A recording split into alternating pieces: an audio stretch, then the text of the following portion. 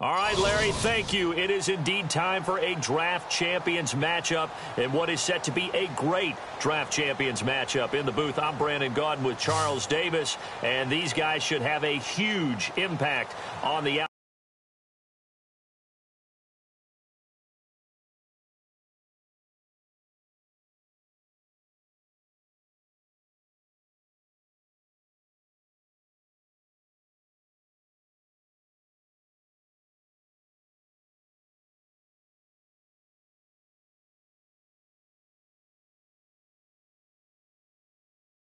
They're ready to roll. We're ready to roll.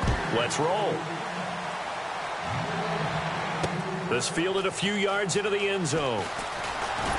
And he'll wind up about 4 yards shy of where he would have been if he had taken a knee, as they'll start at the 21-yard line.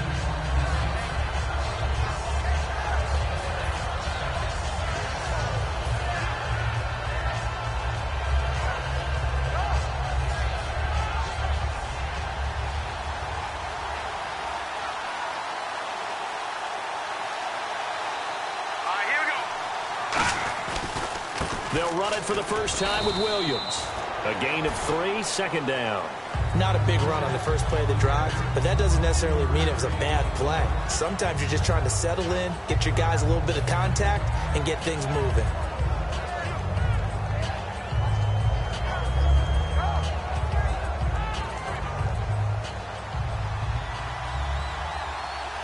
Looking to jam the receivers at the line here. Press coverage look defensively. Here's McCoy. And Austin Seferian-Jenkins has it. They give him 14 yards that time and a fresh set of downs. And there's a completion to the tight end. And look at the size of these players nowadays. At that spot, 6'4", 6'5", and up. A lot of guys used to be basketball players, somehow came back to football. That's really good for the game of football. You're getting better athleticism, great hand-eye coordination, guys who know how to control their bodies when they run their routes. And he'll be taken down, but not before he gets into enemy territory. I like watching the wide receiver screen because it's a real teamwork play. Because guess what? The guy catching the ball, he'll get all the credit. But how about the people up to block in front of him, either fellow receivers or offensive linemen? That makes that play a really nice timing play, and sometimes it can break big. Offense comes to the line now, 1st and 10. Let's go! Now McCoy. Now Conley's got it over the middle. And he'll be taken down, but not before getting this inside the 30. And he's already got 2 catches on the opening drive. They know he's going to be a handful. And sometimes you game plan for that offensively. You want to make sure that guy touches the ball, and sometimes it just happens naturally. And then you change your game plan. When he has the hot hand, you keep going back to him because he's running routes with confidence as the game goes on.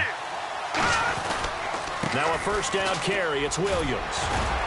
So a nice job to break the 1 tackle, but not much daylight after that as he's brought down. The safety, Calvin Pryor, is there on the tackle. Not a run that you're going to write home about, but still a good first down run. That's what an offense calls staying on schedule. 3 to 4 yards on first down, you're set up very well for the rest of the drive. Second down following the run. They'll need to get the play off quickly. Again, it's Williams. And he is going to lose yardage here. He'll wind up losing 3. And now it's 3rd down. Well, we just saw the recipe for success right there. Big body, strong, agile, playing with great leverage in hands. Not really able to be blocked on that play. Close things down inside. 9 yards to go. It's 3rd down.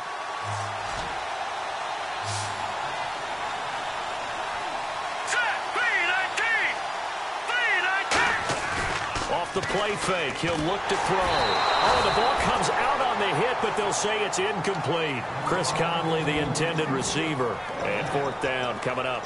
3rd down is the down. Both sides know they absolutely have to win. And the name of the game for the defense is pressure on the quarterback.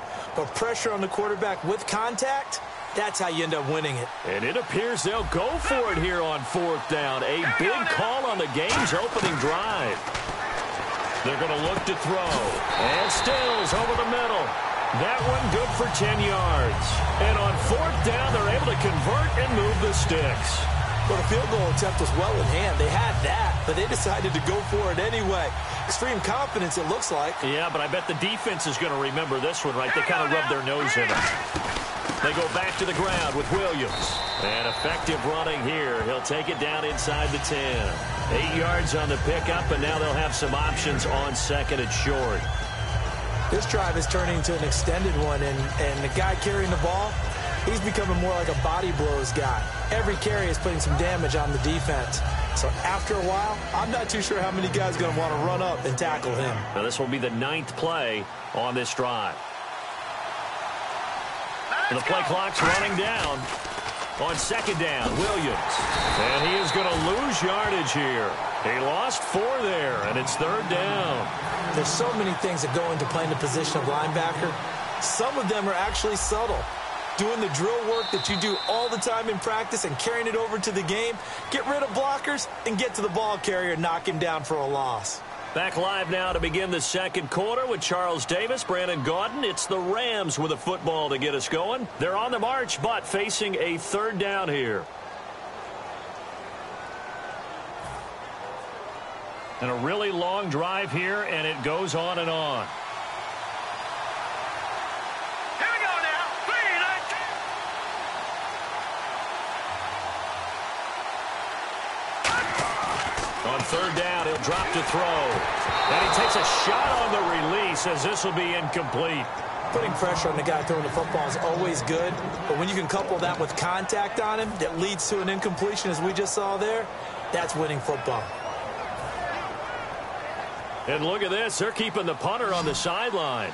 They're going to go for it here on the opening drive. Here we go now. From the shotgun, he'll look to throw. And he's brought down. Can't do anything with a football. It's a sack and a turnover on downs. A chance to get some momentum here in the 2nd quarter, getting their first trip into the red zone, but unable to get it across. And if I'm the head coach, sure, you feel some disappointment, maybe a little bit of deflation there because you didn't get it in, but I'm going straight to rah-rah mode. All right, guys, we didn't get it this time. That's only the 2nd quarter. We'll be back. Let's get it later on. I want to keep this team up. I don't want them to feel like they've let everyone down. Positive. Got to be positive in this situation. It's too early to think that you don't have a chance to win this game. Cousins on 1st down. The catch is made by Kendall Wright. 20 yards on the pickup there. And it'll give the Bucs a 1st down. And when you're playing a quarterback with some experience and some moxie, you enter the danger zone when you decide to blitz him, because if he's able to diagnose as he did on that play, he can hurt you downfield. He reads defenses so well, doesn't he? He really does, and the best part about that play for him, I don't think that was his primary target. I don't think so either. I think he had the read, figured out where the blitz was coming from, and went to a secondary target for a really nice game. Here we go. 3-19. Cousins now to throw on 1st down. Into heavy traffic, and it's intercepted. Picked off by the Michigan man, Jake Ryan. And they get the football. They'll set up shop at their own 49-yard line. And now out on the field, here comes Los Angeles. And on the last drive, they were in field goal range. They just opted not to kick it, didn't get it. How does that change the mentality this go-around? I don't think it changes much for the head coach, because this is what he preaches all the time. Attack at all times in any spot on the field, and he likes touchdowns, not field goals. Now, your field goal kicker, you've got to make sure you nurse him through and say, okay, don't worry about it. When we need you, you've got to be ready to go. And the team, of course, loves to see points on the board. So let's see if it changes a little bit in the same spot again. Yeah, we'll see what the decision is here if they get to that spot. It's a nice completion, a little bit of run after catch as well to create the yardage that they got. But it is so tough to cover that route, the drag route, because they run it at varying speeds. Because the key is to create hesitancy on the defender's part. Always so empathetic for those DBs, aren't you? Some runs are blocked so well, you almost forget that someone has to carry the ball to gain the yardage. The leverage by the offensive line to create space up front, really well done. See if they stay on the ground for 2nd down.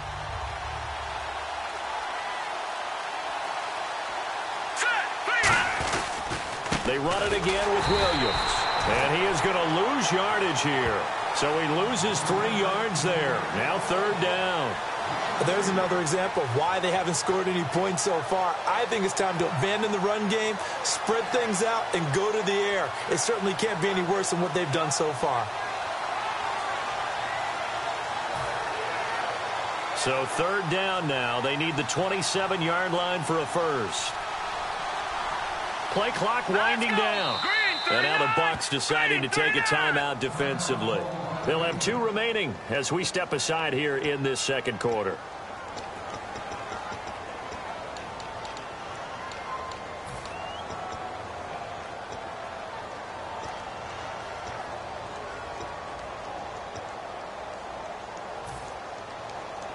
So 3rd down now. They need the 27-yard line for a first.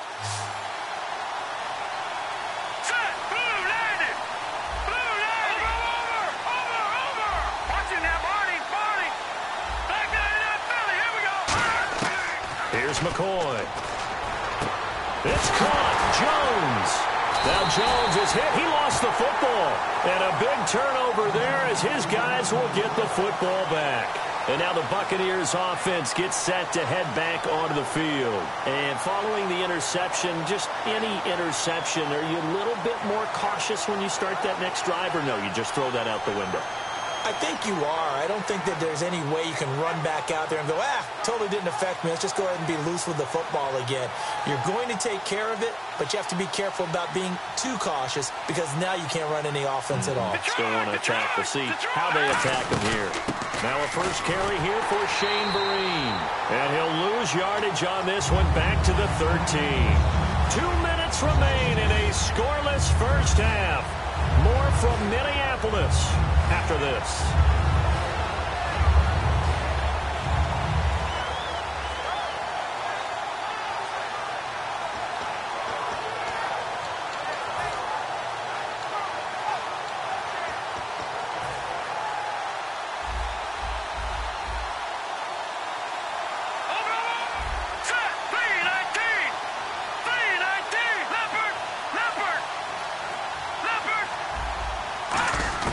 Second down, Cousins. And he's got his man in stride, complete. And they'll get 9 there as that sets him up better for 3rd down. An ex-teammate used to tell me all the time, I hate experienced quarterbacks because no matter what, you really can't hide what you're doing. And I think that right there, he knew right away where the blitz was coming from, where his primary guy was going to be, and he ended up going to a secondary target for a nice game. I was just going to ask you, that wasn't the primary target. He's so good at that, isn't he? I think he knew right away that he wasn't going to get to his primary guy. I think he read that as soon as he got to the line of scrimmage, knew where the pressure was going to come from, and said, trying for right, and it's intercepted. Picked off by Duron Harmon. And he will bring it back. It's an interception return for a Rams touchdown. So they go on 4th down. Not only do they not get it, it turns into 6 points the other way. Disastrous. And many people think you should just go ahead and knock it down in that situation. Turn it over for the offense. But I had a defensive coordinator recently tell me, we see that as a passive play. We don't do that anymore. We want the ball in our hands, and we want to head the other way. Probably also instinct a lot of times. If you see a lot of green grass ahead of you, go ahead and grab it. It's the exact right play to do. That's knowing when to break the rules and when to make a play that maybe you hadn't been taught. This fielded a few yards into the end zone. And he'll take this up past the 20 and down at the 22-yard line. And Tampa Bay trots out there now.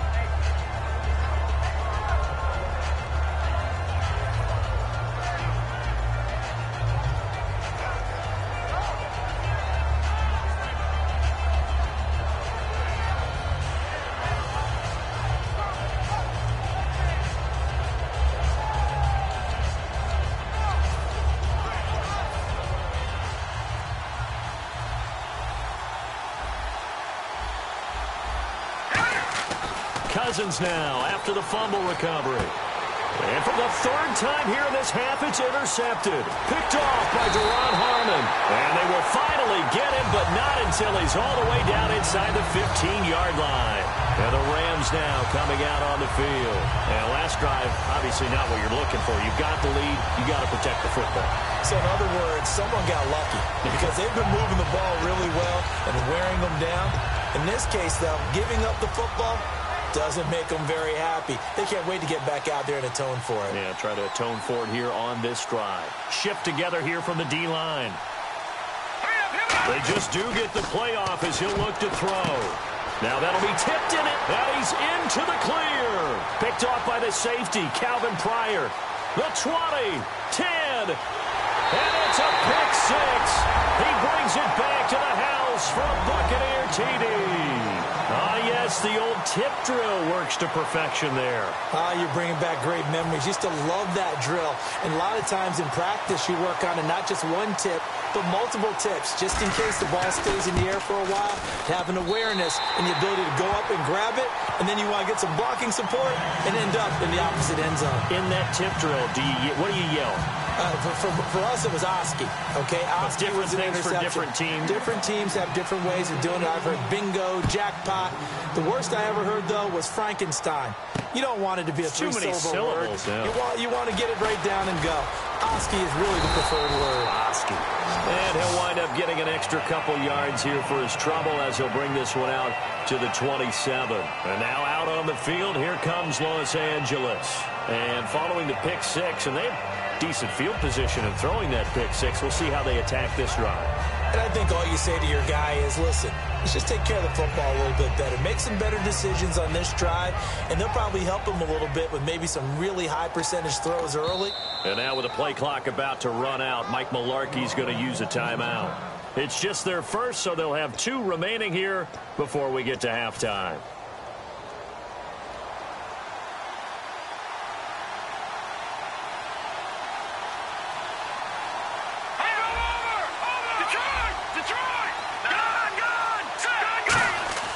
Now McCoy. He's going to go deep for Conley. Well, this is taken in. It's complete. Touchdown, L.A. Chris Conley, 73 yards. And the Rams have taken the lead. And that touchdown gives them a touchdown lead before they attempt the extra point. What a great way to end the half. Yeah, great job to put themselves in front. And now, see on the sideline, special teams defense scrambling, saying we want to preserve this for the final moments of this second quarter. The Rams kickoff team on the field, and here we go with the ball in the air. This fielded a few yards into the end zone. And the decision to bring it out, a good one, as he's up a yard or 2 shy of the 30. And Tampa Bay trots out there now. And what do you think goes on here in this situation? If you got the football, you're trailing, you're back in your own territory with just a little time. Do you try something? You're thinking about jump-starting your team, right? You just mentioned it. They're down. They're trying to get back into the game. But you got to figure, if something goes wrong, you may have put yourself in a spot where you may not be able to come back in the second half. Managing risk, this is a big decision here. Here we go. Detroit. Now that's gone. All right, now look at 56. They go back to the air here after the INT on the last drive. Ebron caught left side. A good pickup there. 8 yards on the first down completion. Seeing that play and understanding just how tough it is to cover tight ends, especially the ones running around the NFL nowadays, makes me glad I didn't make it in that league. I would have had a really difficult time. But now you get to... Now whistles come in. We're going to get a timeout here by the offense. So that means they're down to 1 remaining here as we head toward halftime.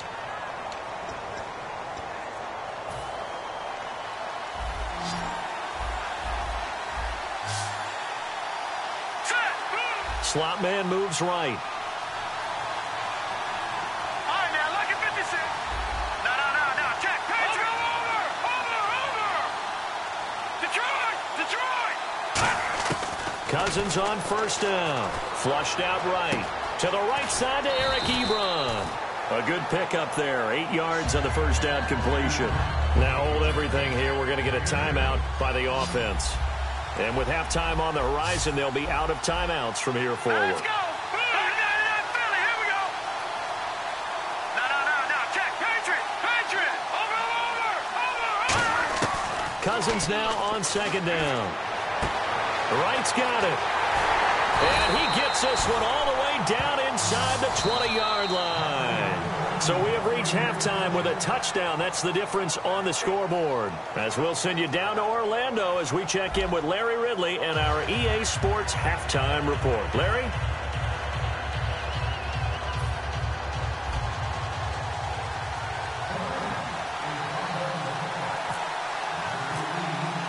So both teams have their marching orders, and we'll get going again here in quarter number 3. This fielded a few yards into the end zone. And he'll take it back to about the 19-yard line. Out come the Buccaneers. They'll have it first to start in the third quarter. They're close game, but they're going to need to do a little bit better probably here in half 2, no? I would agree with that totally. I would guess it in the locker room. They talked about cleaning up some of the errors, but overall, I think they wanted to be positive with them. Guys, we're right there. Just not playing as well as we need to. Let's pick it up, and we still have a chance to win this game. Yeah, they do. We'll see if they can pick it up. Let's go. Griyind, back down in that Philly. Here we go. Leopard. Watch it. Over. On 1st and 10, Cousins. And his pass is intercepted for the 4th time today. A great read, and it's picked off. And his guys are going to take over at the 34-yard line. Now we take a glance at the offense as they work their way back out for their first possession of the second half. And following that long touchdown pass, a one-play drive last time, to see if the defense, you know they're ready. They don't want that to happen again. And you would have thought they would have been ready the last time. That's what you work on all the time. Make sure that no one gets behind you. That's the cardinal sin of defense, not giving up the long. Under a heavy rush, and down he goes. Marcel Darius. He's the one that got to him. He takes him down for a loss of 9.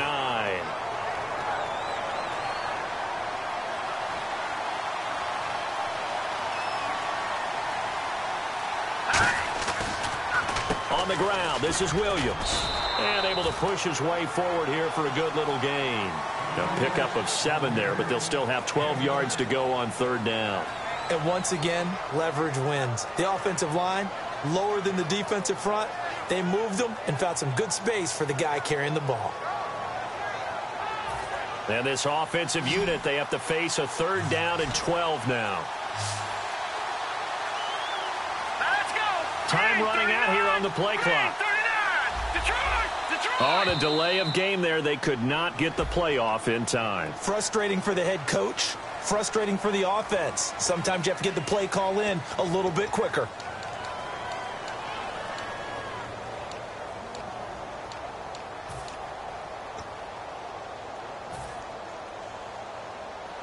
Looks like the defense in press coverage here.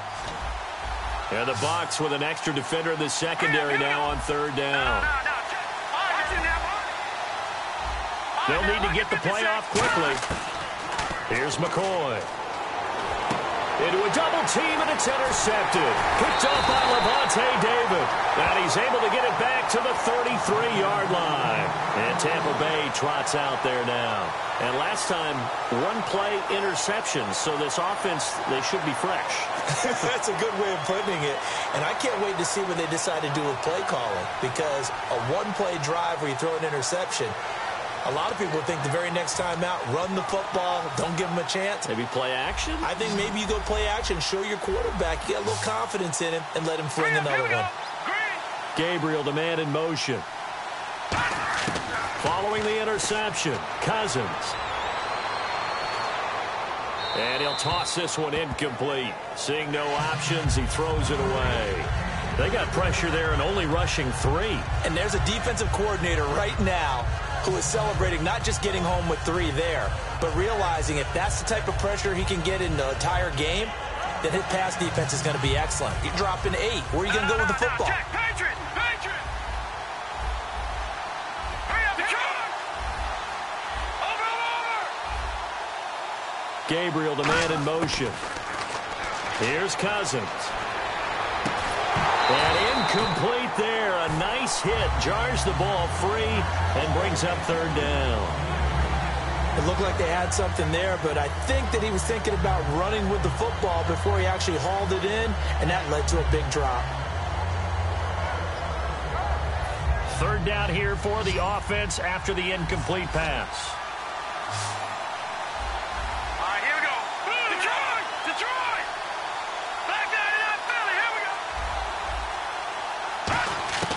On third down, Cousins. Got a man, it's right. That goes for a gain of 31. There will always be a place for methodically marching the ball downfield. But when you can pick it up in big chunks and strike like that, have explosive plays, that's often the difference in winning and losing. Those types of plays that can knock a defense off balance, that'll drive a team towards a victory.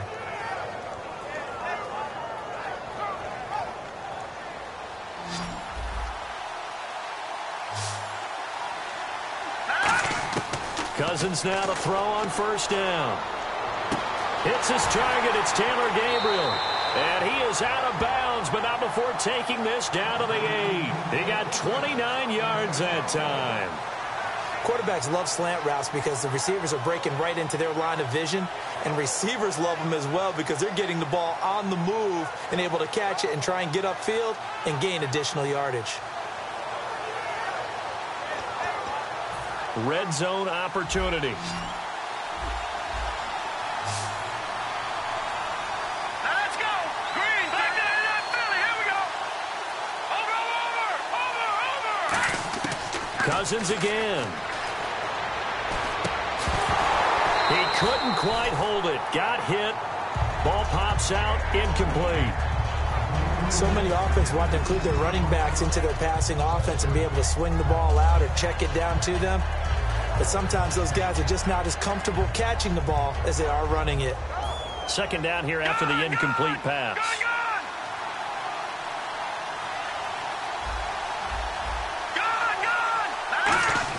They'll throw again. Cousins.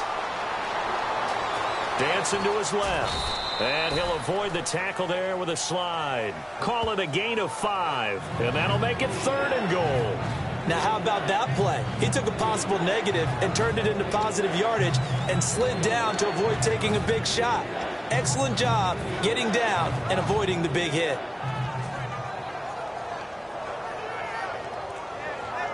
Well, they've gotten it down to the 3, but now this is 3rd and goal. They'll try to run it with Marine.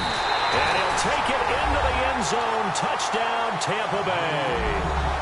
Shane Vereen, a 3-yard touchdown run.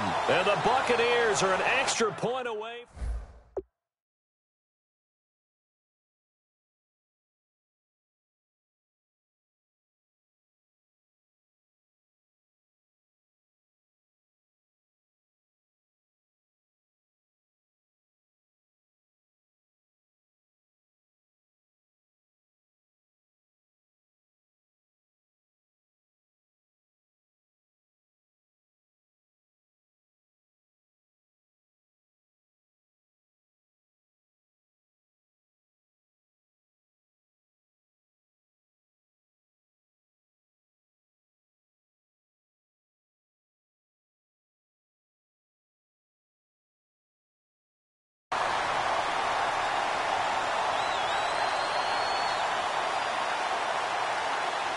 Scobie now to add the extra point.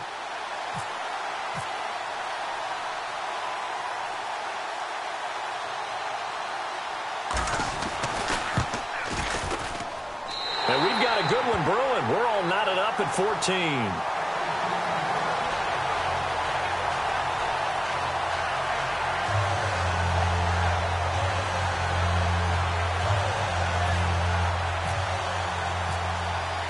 So a tie ball game here as the kick's away. This fielded a few yards into the end zone. And nice work on the return as they'll start their drive just past the 30-yard line. And now out on the field, here comes Los Angeles. And following the interception, we'll see what they can put together on this drive. I hear my old college coach right now. He always used to tell us before every game, the team making the fewest mistakes will win. What they're hoping is that that last mistake is their only one of the game. Coaches, that's all they talk about, turnovers, right? Minimizing those and maximizing opportunities. They'll try to get this running game going with Williams. And they get him down, but not before he takes it across the 40-yard line. Give him 12 yards on that one. It earns him a fresh set of downs. How many times do we say in this game that speed kills, and it does it in so many different ways? In this case, you got a back who's quick and shifty, can make moves, make people miss, but also gets to and through a hole before it can close down. That's some of the benefits of that speed, not just outrunning people in the secondary. That led to a really nice game. He's going to leave this for his running back. It's complete. And he'll be brought down right at the 45-yard line. Give him 2 yards on that play, and it'll be a second down. Everyone's got to be able to catch the football. Doesn't matter what position you play, but if you're on offense, be aware a ball may come your way.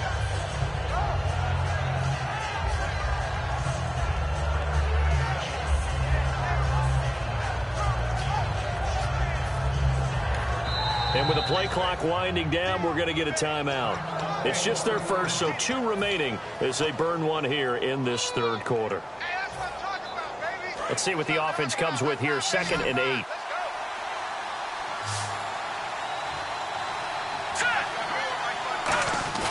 Now McCoy. That is incomplete. The intended target, the tight end, Austin Safarian-Jenkins. And now it's 3rd down. Not too many things get to a quarterback of this magnitude, but I think it's safe to say that pressure can get to any quarterback. Now, he's obviously a great franchise quarterback, but felt the pressure, threw it incomplete. A nickel back added defensively as they look to stop this 3rd and 8. They'll drop the throw. And this is going to be incomplete. I think that's a big-time play there because the slant route is really hard to cover because the timing is so quick. But able to see it, diagnose it, and get to the football, that's why he was able to bat it away.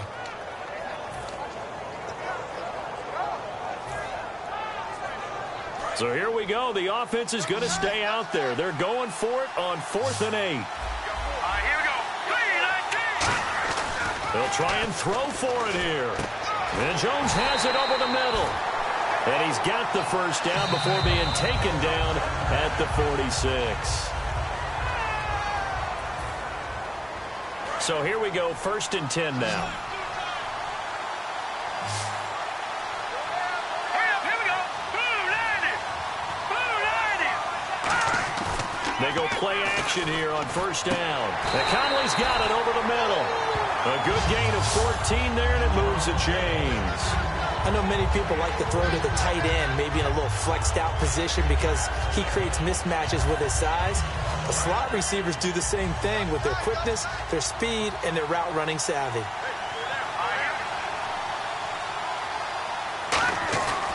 Now a 10th carry. Here's Williams. And he is swallowed up right at the line of scrimmage. Just a yard on the pickup there, and it'll bring up a 2nd and 9. Tough day, tough sledding right there, and it's been that way the entire game. Not a whole lot of room to ramble for him. Yeah, you're right. It's been that way all afternoon. Didn't get a whole lot better there. They'll hand it off now. Williams. Call it an 8-yard gain. Much better shape now on 3rd and just a yard. That was a good forceful run, and it demonstrates why you've got to put your body on a runner when you're trying to tackle him. If you just go in there and just try and get him down with arm tackles, usually doesn't work very well, and we saw in that play, he'll run right through those attempted plays.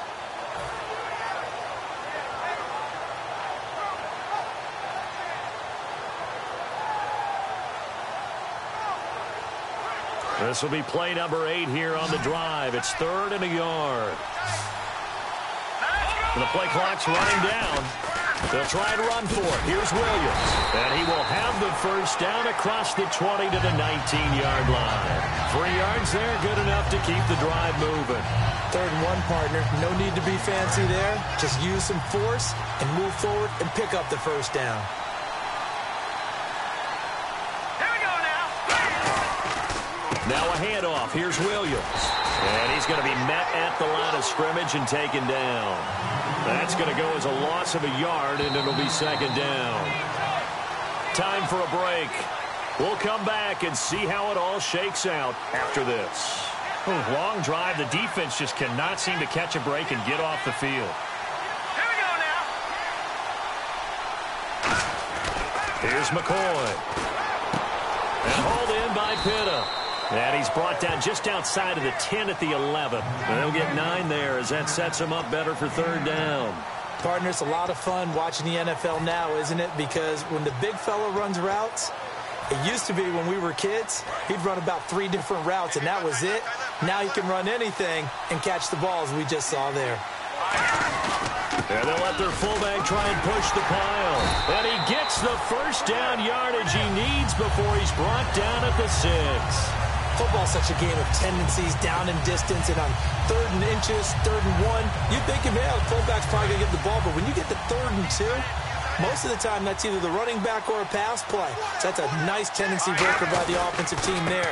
Hand it to the big guy to pick up a first down. And now the Bucs deciding to take a timeout defensively. It's just their first. They've got 2 more to use here in the final stages.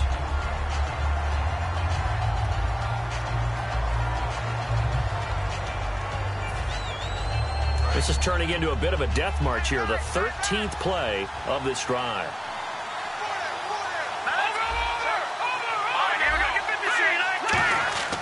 Looking to throw.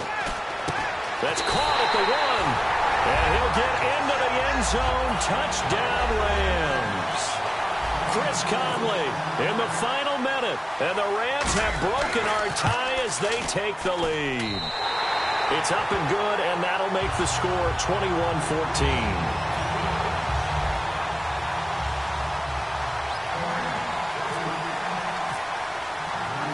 The Rams kickoff team on the field, and here we go with the ball in the air. This is fielded a couple yards deep.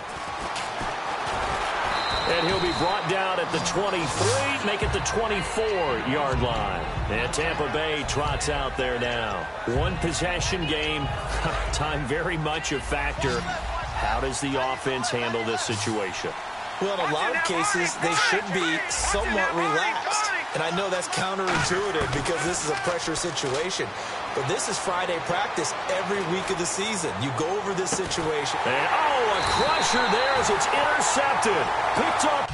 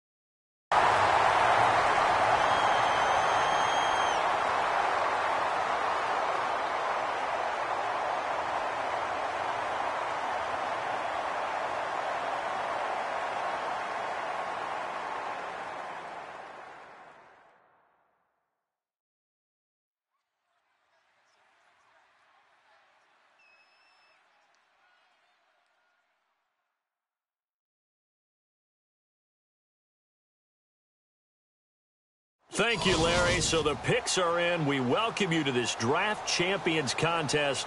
I'm Brandon Gaudin along with Charles Davis, ready to call the action. And let's get to it. Down to the field. It's time for kickoff.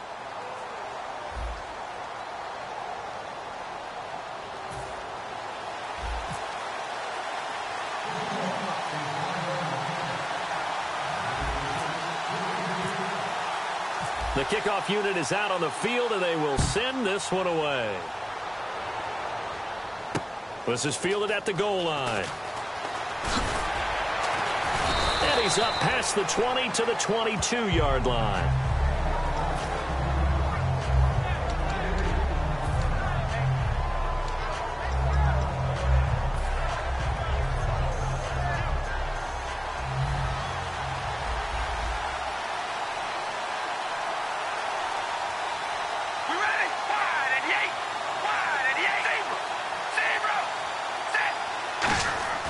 On first down, Carr.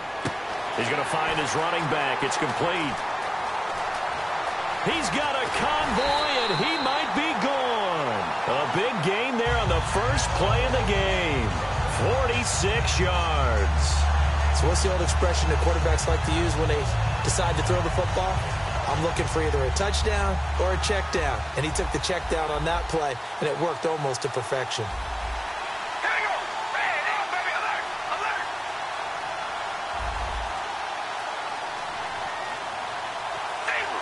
Zebra.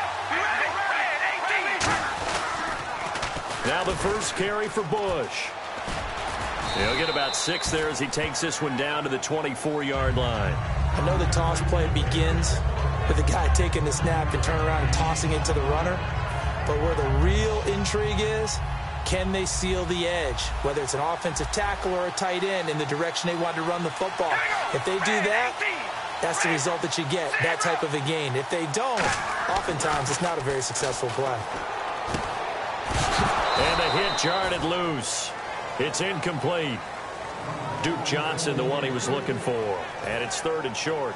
And there's a good opportunity to just went awry there. A drop pass. I guess that's why they call them running backs and not catching backs. Here we go.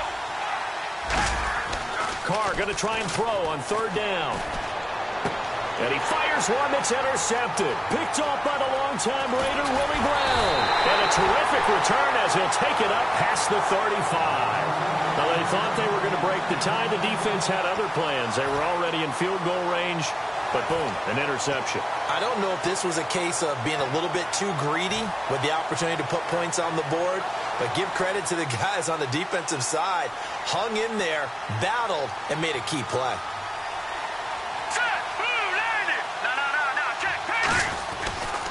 A first carry now. This is Williams. And he will lose yardage back to the 34-yard line. It's a loss of a yard there, and now 2nd down.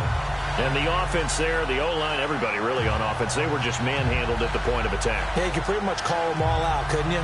Almost by name, right? That was a very tough sequence for the offensive line. But how about that defensive front creating a new line of scrimmage and creating a lost yardage possibility?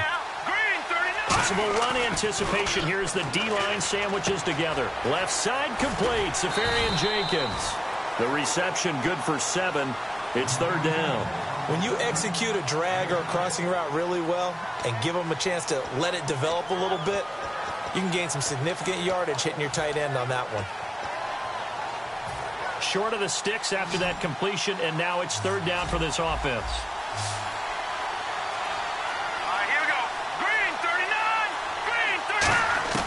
Now McCoy. And he finds Stills, complete. There he goes, right side. And all the way in, touchdown Seattle. Kenny Stills, 58 yards. And the Seahawks have taken a first-quarter lead. Good pass, clean catch, and a house call there on the fly route. And not that much room to operate. So that tells you about his acceleration. We always talk about being able to go from 0 to 60 real fast. Took him less time than that to get to top speed and complete that play. Set now to kick this one away, and off it goes. This is fielded at the goal line. Taking it right down Broadway. 30, 20, 10, 5, and all the way in for a Miami touchdown. Reggie Bush taking it goal line to goal line, 100 yards. And the Dolphins are an extra point away from tying up this football game. So we're right back where we started, all even as the kick's away. That'll be taken in the end zone. And in hindsight, probably should have stayed where he was, as he'll only get back to the 16-yard line. The Seattle now ready to march out of the field. And they'll just simply be looking to build off the confidence of the last time out where they scored a touchdown. And confidence is powerful, isn't it? When you've scored once, you feel like you can go back out there and get it done again. Doesn't matter what the defense throws at them. They feel like they're in a groove right now, and they want to get out there and show it. Yeah, hoping to stay in that groove here this go-around. They begin the drive with Williams. And not a whole lot to speak of there as they'll bring him down shy of the 20. Give him 3 on first down. It'll set up a 2nd and 7. Well, they held him to a short gain on that one, and it almost felt like on that first run, they were trying to just throw the jab at him. So how do you stop a jab? Get closer and smother it, just as they did on that last play. Green 39! Detroit! They'll set up to throw. Caught. Safarian Jenkins, right side. 4 yards on the completion, and it sets up a 3rd down. Got to give credit where it's due. Really nice defense on that play. The pitch and catch was successful, but not any run after it.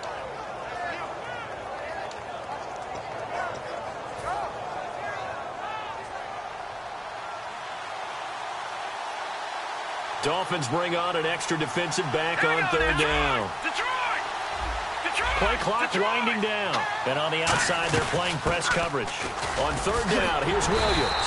And he's going to get to the 31, enough for the 1st down. Give him 7 yards on the play, and they do pick up the conversion on 3rd down. Alongside my broadcast partner, Charles Davis, Brandon Gaudin hits the Seahawks with a football to begin quarter number 2, and they've got it here with a 1st down.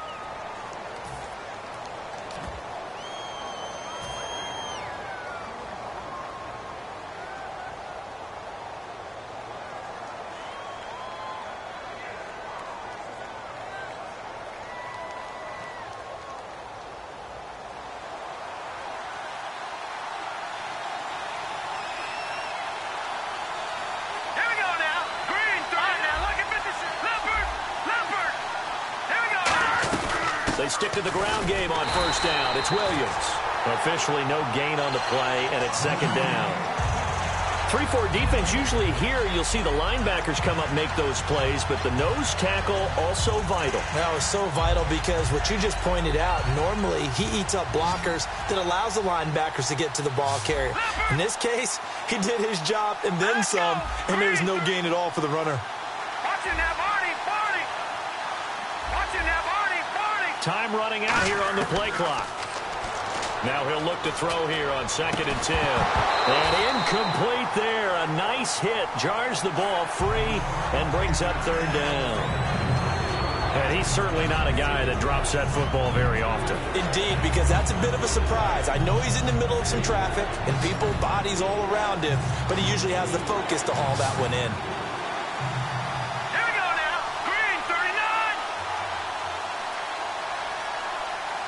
In motion, Safarian Jenkins. They'll need to get the play off quickly. Here's McCoy. He's going to go deep for Conley. And a shot taken on 3rd down, unsuccessful. 4th down now. One of the toughest things about playing defensive back is pattern reading, trying to figure out what they're doing. And on that one, they had the fly, just sending a guy downfield with the in route accompanying it, what people call a dagger route, trying to hit the guy underneath after the clear out. In this case, though, they're not able to get it done. Yeah, they said forget the underneath route. They went for the guy on the fly, but as you said, incomplete. A good return there, call it 13 yards. And it'll be Dolphin football. Out comes the Miami offensive unit now. They get set to take over. Looked like they had something going last drive. Then the interception happened. Will they recover? The memory they need to keep with them is that they did have something going. They were moving the ball on offense, had a nice sequence going. Don't worry about the other part. You can't get that back. Let's go back to what you were doing well before. I thought you were going to say they need to have no memory, but remember the good part, forget the bad. I like that even better. And the back goes into motion. Carr to throw on 2nd down. Wide open, Gronkowski.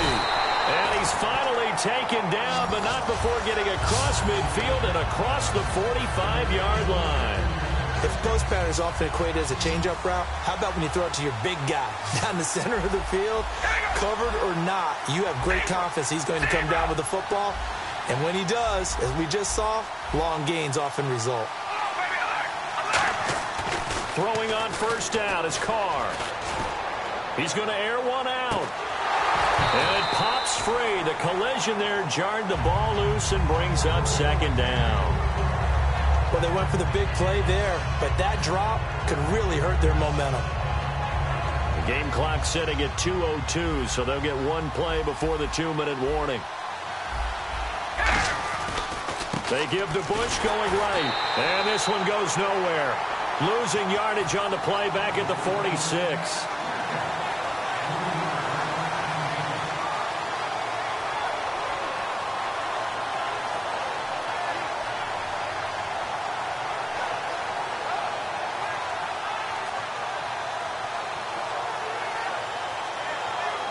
Well, they've gone backwards so far in this series. 3rd and 13. Snap comes at 1, and it's Carr.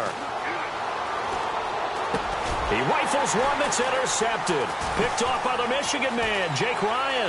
Room here to run. So that's back-to-back drives where they've thrown an interception. Ordinarily, we look at the offense and say, what's going on with your scheme? Maybe we should look at the defense and just give them a whole lot of credit. They've got them frustrated right now. And they'll start this drive with very good field position.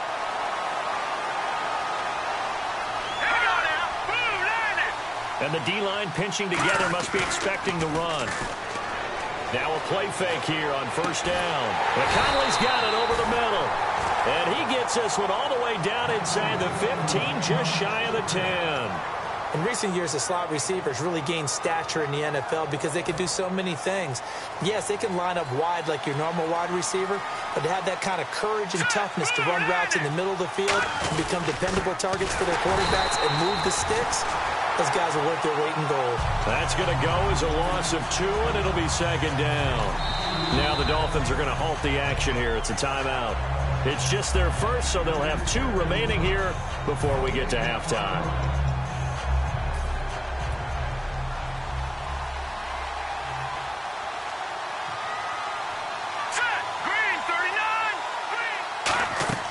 Now McCoy.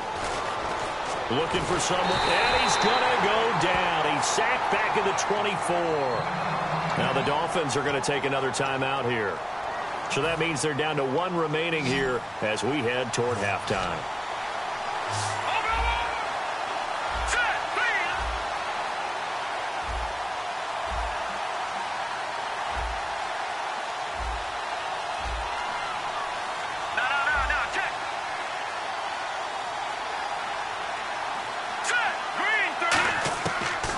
Gun now on third down. And he fires one that's intercepted. Picked off by Jonathan Cyprien. And he returns it up just shy of the 20 to the 19-yard line. So now here come the Dolphins. And 2 picks thrown here in this first half alone. We'll see how that affects him. Can't wait to see where his confidence is, because the great ones, they'll throw 4 or 5 picks, and while it'll hurt their team, it won't hurt their confidence. They'll think something was just wrong with the ball or the wind or something was funny. It's never about them. That's how they stay so into the moment and into the game. Trying to shake off the interception. He'll look to throw. And he's brought down after a good gain. Give him 22 on that one. And that's good for a Miami first down. And after that completion, you can understand why so many teams in the league are emphasizing speed on defense at every position. The tight ends have created so many tough matchups now. If you can't run with a tight end as a linebacker, this is going to be the result every time. Jordan Reed was the intended target, and now it's second down. The best receivers we know always tease their quarterbacks that, hey, no matter what you do, you cannot overthrow me. Well, guess what? That's exactly what happened on that play. Normally, they time it up pretty well, but on that one, he just overshot him. Carr again here on 2nd and 10. Eluding the pressure right.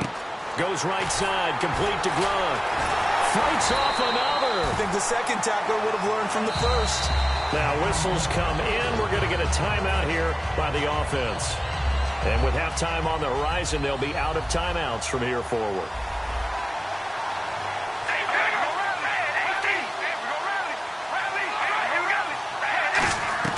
On first down, Carr. Now they set up the screen. That's complete. Evades the tackler, and now some space.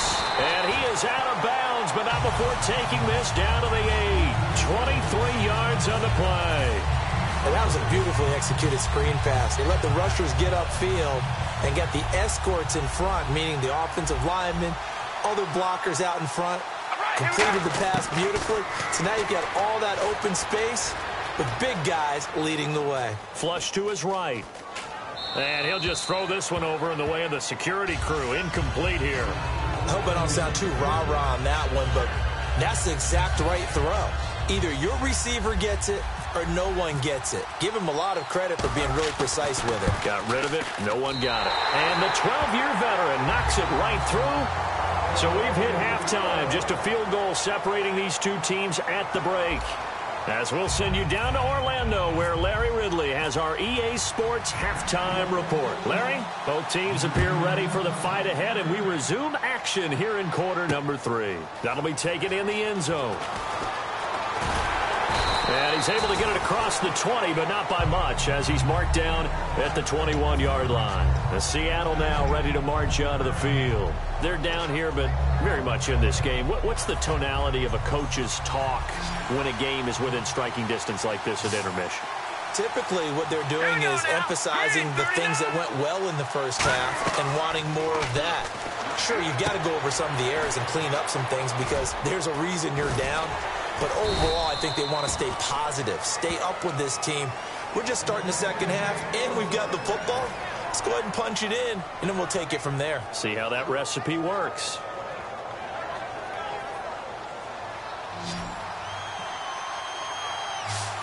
Shift together here from the D-line. Here's McCoy. And no escaping this time as he'll go down. They got him for a sack. Trent Murphy. He's the one that got to him. He takes him down for a loss of 9.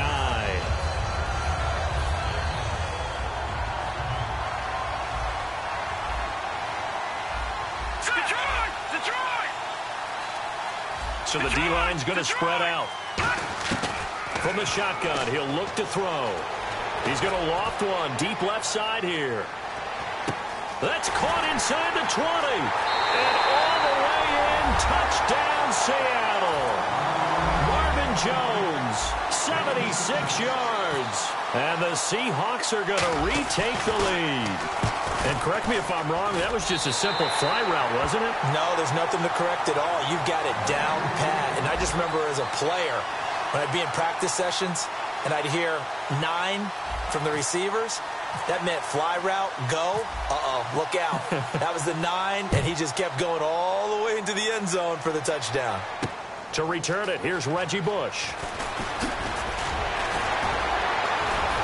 And a good effort on the return there. Gets him across the 30 to the 33-yard line. So here are the Dolphins now. They get ready for their first possession of the second half. They trail offense, first time to touch the ball in quarter 3, and we'll see what they can do. And I can't wait to see what they have planned, because some teams script to start a half.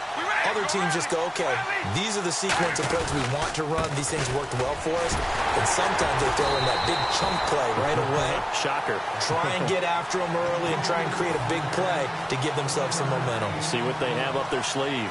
Partner, you know I love to point out when teams break tendency and do something a little bit different from the norm. But when you run the ball in the first play of the drive, that's not a tendency breaker at all. That's just trying to establish yourself as you move forward. They come out here in the eye. Carr to throw on second down. Forced out to his left. Now he'll got his man complete. A really good pickup of 28 yards.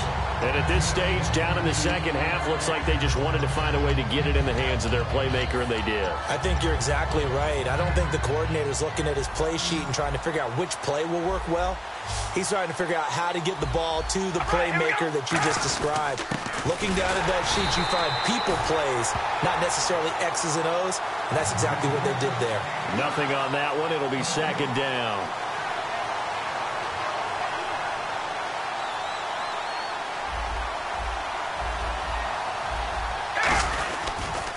Bush on the toss. And he'll be brought down, losing yardage back at the 40. And they'll lose a yard that time, and that's going to lead to a third down. Wasn't that long ago that the NFL guys really didn't adopt much from the college game. But one thing that has crept in there is spreading things out, opening things up, not even just in tempo, but maybe getting better line splits and spreading the field. I think that would be a great strategy right now to try and open things up in the run game. Reggie Bush was the intended target, and it's 4th down. He's got to be kicking himself right there. His team's already picked off 2 passes. That would have been the 3rd in the game. And, boy, they've really played well attacking the football. And no move to pull Carr and the offense off. They're going to go on 4th down. Here we go. Wide and yank. Wide and yank. We go rally. Rally. Zebra. Zebra. Zebra. Zebra. They'll go for it. It's Carr. And it is incomplete. Boy, it looked like he had it and dropped it. And the Seahawks are going to take over the football. And the Seahawks get ready to trot out on the field. And they will simply, Charles, be looking to duplicate what they did last drive when they were able to push it in for 6. And they hope it'll be that easy, right? To be able to take exactly what happened before, replicate it. They may have to make a few additional changes along the way because I'm sure the defense will make some adjustments, but they've got to have great confidence having scored the last time out. They start the drive on the ground. It's Williams. Credit him with a 1-yard gain there to make it 2nd and 9. I do know from experience that when you slow down someone's running game, you're now doing the dictating on defense. And guess what? Now you're getting ready to tee off on their quarterback because they have to throw it all the time. But you still have to be alert for the draws and other plays of that nature to make sure you don't get hurt. And he'll be hit as he releases it, and that'll fall incomplete.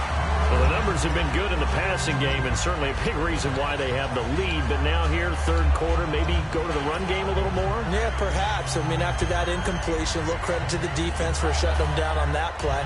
Maybe you try and run the football a little bit more in this spot. But they have to feel good about how they've been throwing it overall. Incomplete pass on 2nd down. Let's see what the offense draws up here on 3rd. He'll look to throw. And he finds Safarian Jenkins. 15 yards through the air on a 1st down. So he makes the grab and the chains move forward. Nice job by the offensive line giving them time to complete that 1st down pass. Fresh set of downs here. Now let's go. 3. They'll run it with Williams. Williams loses the football, but I believe a Seahawk was able to get a handle on this, so this will remain Seattle ball. Wow, that ball gets knocked free, but a teammate comes along and scoops it up. It's almost like baseball. Guys at bat, people are on base in scoring position. One guy doesn't get him home. The next guy comes through and picks him up. And avoids the turnover. Back now in Buffalo. It's the Seahawks with the possession. They also have the lead here as we get set for the 4th and final quarter.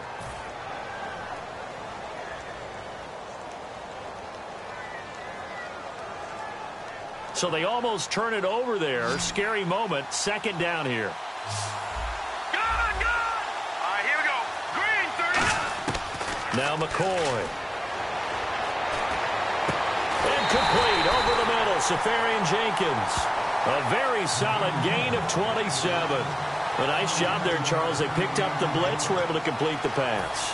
That had the total feel of a quarterback in control. Red blitz, got him into the right protection scheme, so he doesn't get hit back there. He's got a chance to step up with supreme confidence and deliver it downfield for a nice completion. Just a yard on the 1st down carry, so it's 2nd and 9. The 4th quarter here, they've got the lead. They want to keep it on the ground. That's what they're doing. Smart football. Keep the clock grinding. Keep it going. But you got to figure now, they're going to see more people stacked up at the line of scrimmage as they try and bleed it out. Now they'll throw here out of the gun. A hit as he throws there, incomplete.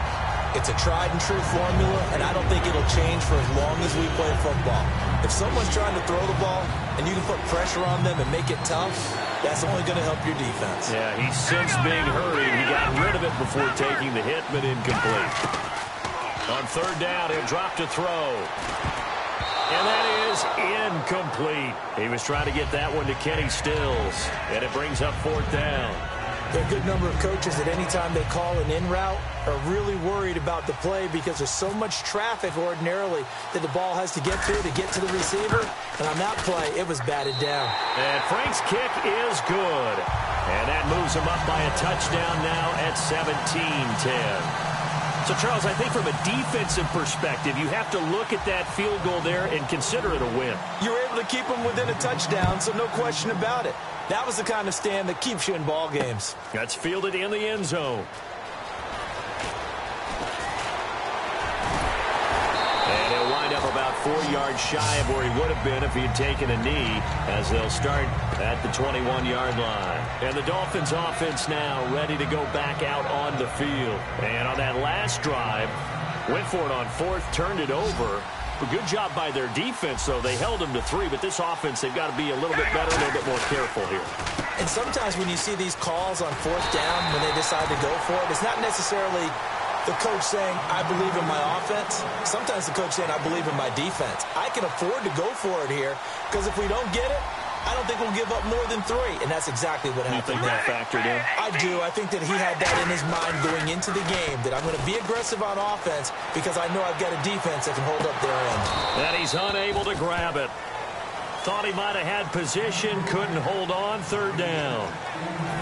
And when all else fails as a defender, when you're not there in the coverage, your best friend is exactly what we saw there. A big play shot taken by the offense. Unfortunately, it ended in a big drop. Now Carr, he's got time. He's going to go up top again. And, a crusher there as it's intercepted. Picked off by the longtime Raider, Willie Brown. The Seattle offense now set to come back out on the field. And they split the uprights last time for 3. They've got the lead. They're not going to play this conservative. They're not hoping for another field goal. They're hoping for a touchdown. I'm with you on that one. I like where your head is. I like the way you're thinking because you're exactly right. Trying to sit on a lead and play that way, that doesn't work too well for most teams. Run your offense. Run what you do best. Exactly. Put it all the way down and try and increase your lead in a big way. And the best way to do it, touchdowns. And at this stage of the game, time a factor, time on their side as they just try to eke out the final precious moments of this one. Detroit! Here's McCoy. On the left side, this is Stills. A really nice pickup of 14 yards, and it moves the sticks. That looked like a pretty good route combination there because you've got to find a way to clear the guy running the drag. Because when you do, you just put the ball on him and then let him run. Yeah, he's got some space. They'll come out in the pistol. Williams. He can't bring him down. The weight room does work. It's a 6-yard gain on the ground, and that'll make it 2nd and 4. Time for a break. We're back to see what happens after this. So the offense readies for a 2nd and 4. Again, we'll see the pistol here. Here we go now. Looking to throw. And a little floater there is incomplete. Damian Williams, the man he was looking for. And it's 3rd and 4. Let's see what the defense dials up here. 3rd and 4. I had a coach tell me a long time ago that running a screen pass is similar to acting 101 for your offense because you got to show something different and create. Now the Dolphins are going to halt the action here. It's a timeout. It's just their first. They've got 2 more to use here in the final stages.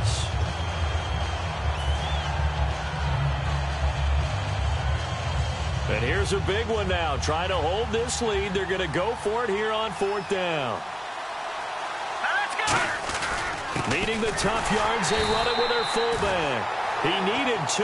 He barely got back to the line of scrimmage. And the Dolphins get the football in great field position.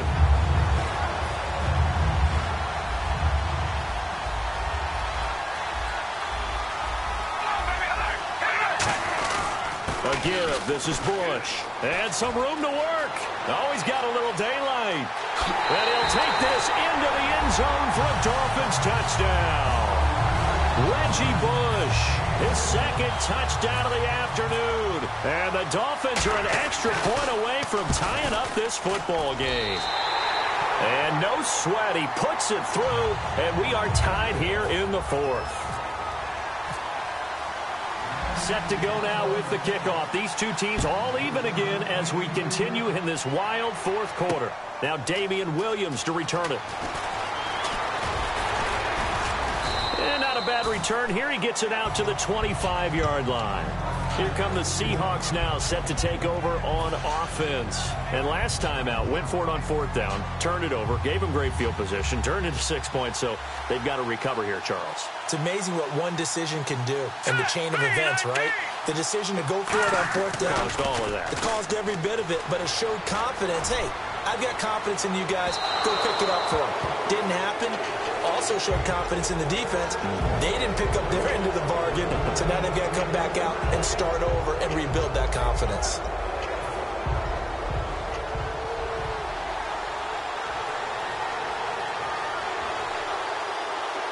They come out here in the eye. Williams. They find some open field here.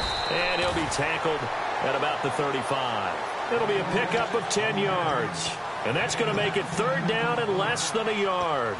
Look, the first down marker is out there, but sometimes it's hard to find for an offense when they're in a long yardage situation, which usually means throw the football. In this case, they went against the tendency and ran it. And, boy, the reward was there. A big, big pickup. And guess what? It's now third and very short in order to try and pick up a first down. They come out with one back and three tight ends. It's a quarterback sneak. Officially a gain of just a yard there, but they do convert on 3rd and inches. There may have been a little bit of an element of surprise there. 3rd and inches, and they go quarterback sneak. I still feel like this is a play that often is reserved for fourth down. He's got his man on the crossing route. Past the 20. And he takes it all the way down to the 3. A big play there on the catch and run. 61 yards. Now the Dolphins are going to take another timeout here. That'll leave them with just one remaining in this fourth quarter of play.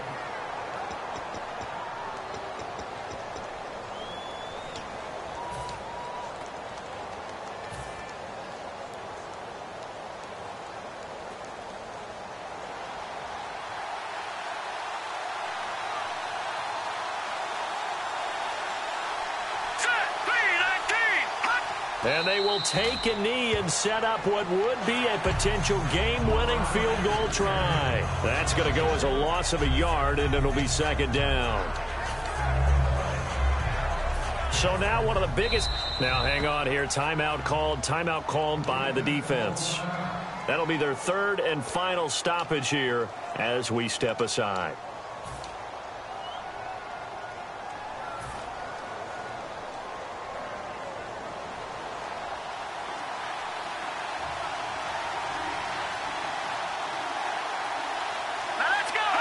A little unconventional, but another kneel down here as they work towards a field goal try.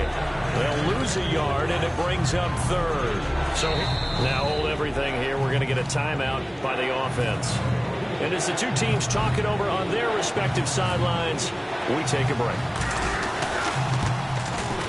And his kick here is good.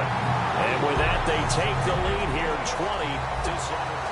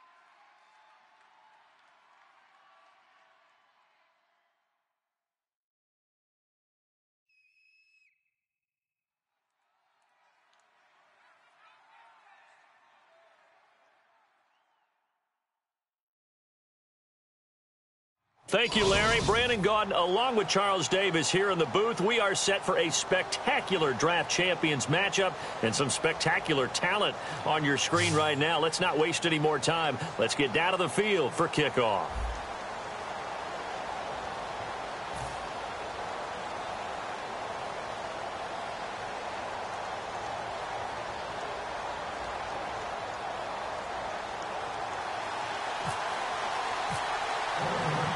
The kickoff team on the field now as they will send this one away. This is fielded a couple yards deep. And he's able to get it across the 20, but not by much as he's marked down at the 21-yard line.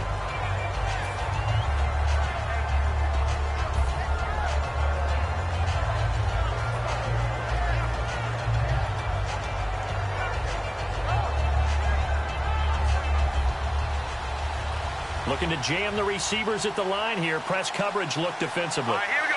Boom, landed. They'll bring one of the tight ends in motion left. Lucky 56. They'll run with a backup. This is Williams. And a short gain there as he'll get it up only to about the 24. 3 yards on the pickup there, and it'll be second down. Yeah, that wasn't a big run, just a short one there. But guess what? Sometimes you treat it like boxing. You throw that jab out there, and you throw it again, you throw it again, then you come with a big punch later. Maybe they're just trying to set them up. Let's go. Green, 39. Green. A play-action fake. They'll look to throw. It's complete to Chris Conley. And he's taken down, but not before he gets this into enemy territory across the 40. Usually hitting a deep post pattern, as we just saw there for a big gainer, that's tough to do because you usually have a safety or two in the middle of the field. But if you hit enough crossers and underneath routes and curls, you start to get those guys creeping up, wanting to make plays on the football. It's the equivalent of a changeup in baseball. You show your other stuff, throw the changeup, and on that play it worked. And no escaping this time as he'll go down. They got him for a sack. Cameron Hayward in there to drop him, and it'll be a loss of about 8. All right, now look at 56. No. And some changes here as the D-line separates some. Back to throw. Completing it here to Marvin Jones. It's a pickup of 12, and that'll set up a third down.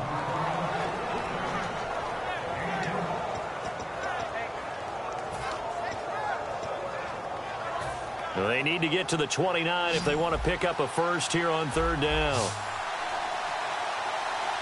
right, here we go. Boom, landed. Now McCoy. And he couldn't hang on to it through the contact. Incomplete. That was a classic example of trying to run with the ball without securing the catch. He was thinking about those rack yards instead of making the catch first and then taking off. And on their first drive, the offense staying out there. They're going to go for it on fourth. All right, here we go. No. Check. Patriot. Now back to throw. And hauled in by Pitta. And he's going to get the first down here as he's taken down at the 22. 12 yards is the pickup there. And they're able to pick up the conversion here on fourth down.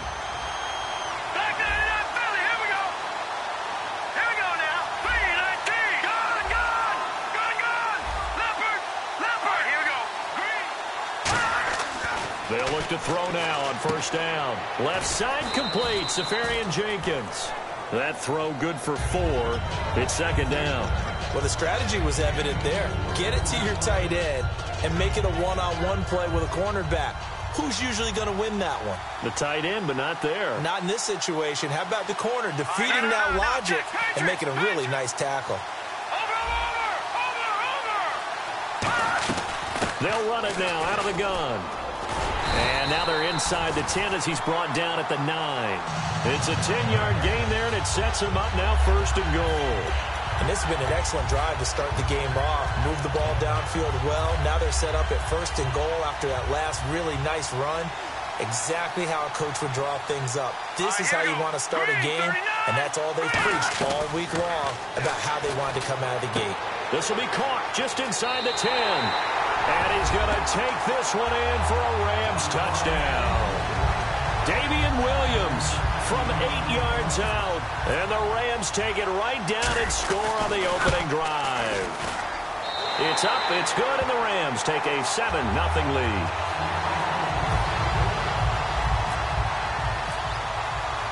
The Rams kickoff team on the field, and here we go with the ball in the air.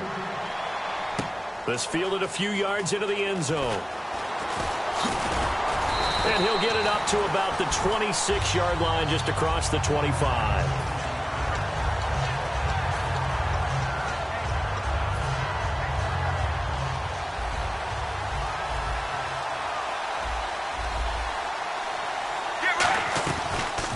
First carry for the 5-time Pro Bowler, LaDainian Tomlinson. And he is going to lose yardage here.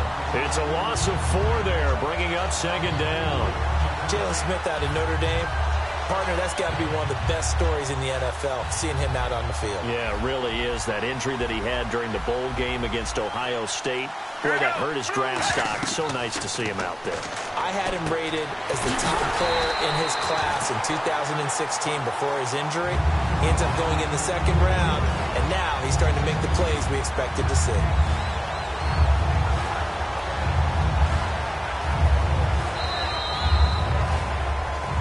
Second quarter now. Brandon Gaud and Charles Davis with you. It's the Ravens who have the football. They do, however, have a tough 3rd and long coming up.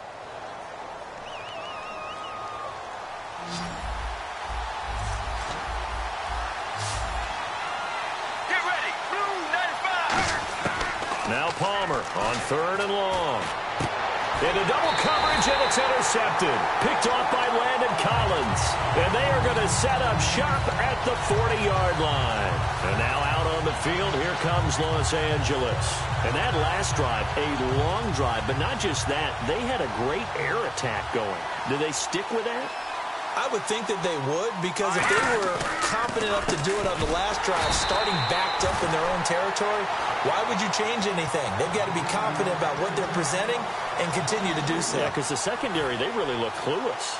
And that was amazing because that drive went and went, no adjustments, and no big plays by the defense to knock the ball away. Watching now, Barney. Here's McCoy. And he's got his big tight end over the middle, complete. A good pickup there of 20 yards. And a good quarterback facing zone coverage. If he has just a little bit of time to survey the scene, that's what's going to happen. No doubt about it. If there's no pressure, he's going to continue to pick them apart because he'll have all that time to find someone open downfield. You can only cover for so long. So maybe they want to go to a zone blitz scheme, get a little bit more pressure. Remember when Carolina did that against Denver? They lost the game ultimately. They dropped the defensive end out, and he ended up with an interception in that game in Super Bowl 50. Maybe some sort of scheme like that to try and get more pressure at the passer. Second down now after the incompletion. Now let's go. Leopard. Oh, back 99 Philly. Here we go. Looking to throw. Escaping the pressure right. And he's got room. And he is out of bounds. Looks like right at the 15. Call it a pickup of 7. And all of a sudden here, it's 3rd down.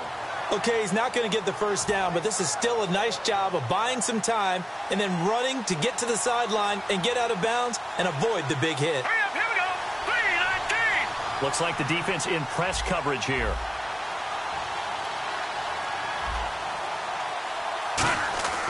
On 3rd and short, they'll try and pick it up through the air. It's caught. Jones. It's an 8-yard pickup, and it leads to a 1st and goal. I don't care how many times we see it. I still get a kick out of watching quarterbacks and receivers do the pass tree in pregame warm-up. But I always remember that when we go to practices, we see that after practices as well. They really tune it up, don't they? They tune it up. They know why they do it for these situations. First down. And they build that trust, and that's why they're able to find him in this type of a situation. They'll try and run. This is Williams. And they go the wrong way on this one. Losing yardage back at the 12. It's a loss of 5 there, bringing up second. 2 minutes remain here in the first half. Back to the booth right after this. And here comes play number 6 on this drive.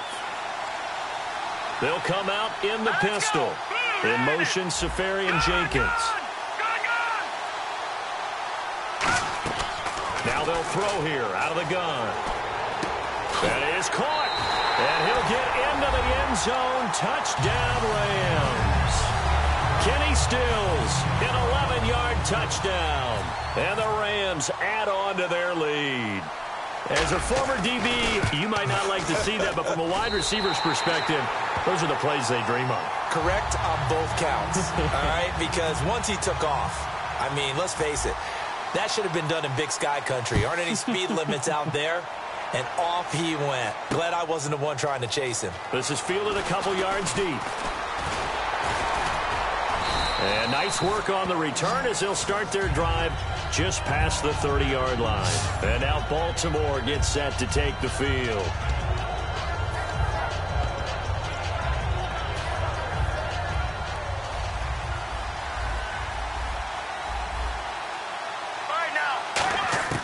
Trying to shake off the interception. He'll look to throw. Hauled in by Wheaton over the middle. 11 yards for number 11. And that's one of his advantages of a passer is now with his height, setting back there in the pocket, firing it over the middle, he can really see everything clearly. It is, and I know that other quarterbacks get it done different ways, all right? You don't have to be his height to make a great play. But what he does is he takes away having to make those slide steps in the pocket to find angles to throw the ball. Trying to get it to Wheaton, and it's intercepted. A great read, and it's picked off. And some room to roam now. And it's a huge return as he brings this all the way back down to the 15-yard line. Now the Rams offense, they work their way back on the field. And that recipe on their last drive that resulted in a touchdown looks pretty good, so they'll be hoping to do that once more.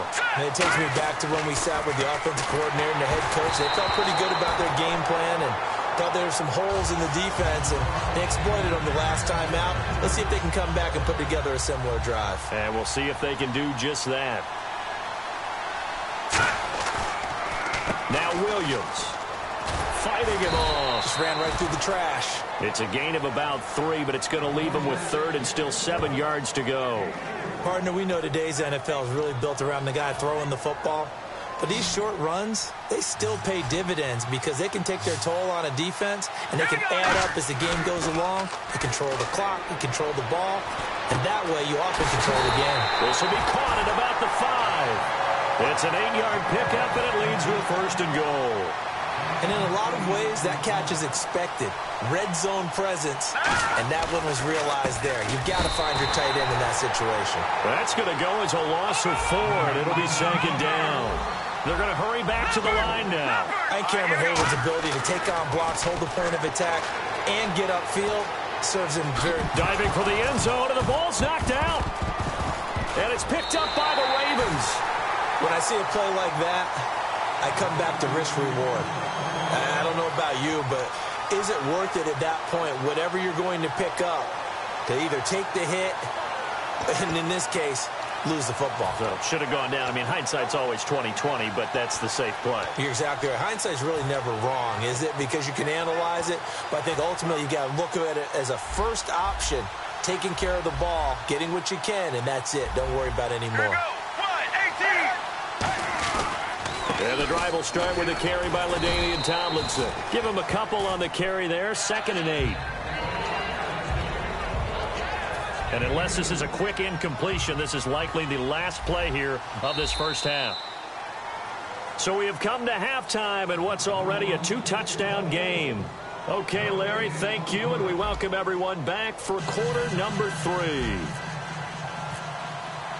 So both teams have their marching orders, and we'll get going again here in quarter number 3. Fielded about a yard deep. And it's a pretty good return here as he'll get it up to the 29-yard line. Out come the Ravens now. They'll go on offense first here in this third quarter. They come out here with a 0 on the scoreboard. What was said in that locker room? That's what I want to know. I would love to have been in there because we often have the feeling that there's a lot of shouting, screaming, people are upset. But typically, halftime locker rooms are a lot more clinical than that. And in this case, are they upset that the plays weren't working because of execution, or did they think they were just bad plays to call? Yeah. We'll find out pretty quickly here if they feel like they had something going, but they just need to do it a little bit better or not. We'll find out. They send Green to the left on his own. Now it's Palmer backing up. And he's just going to get rid of this thing. To no one here. He throws it away. And now it's third.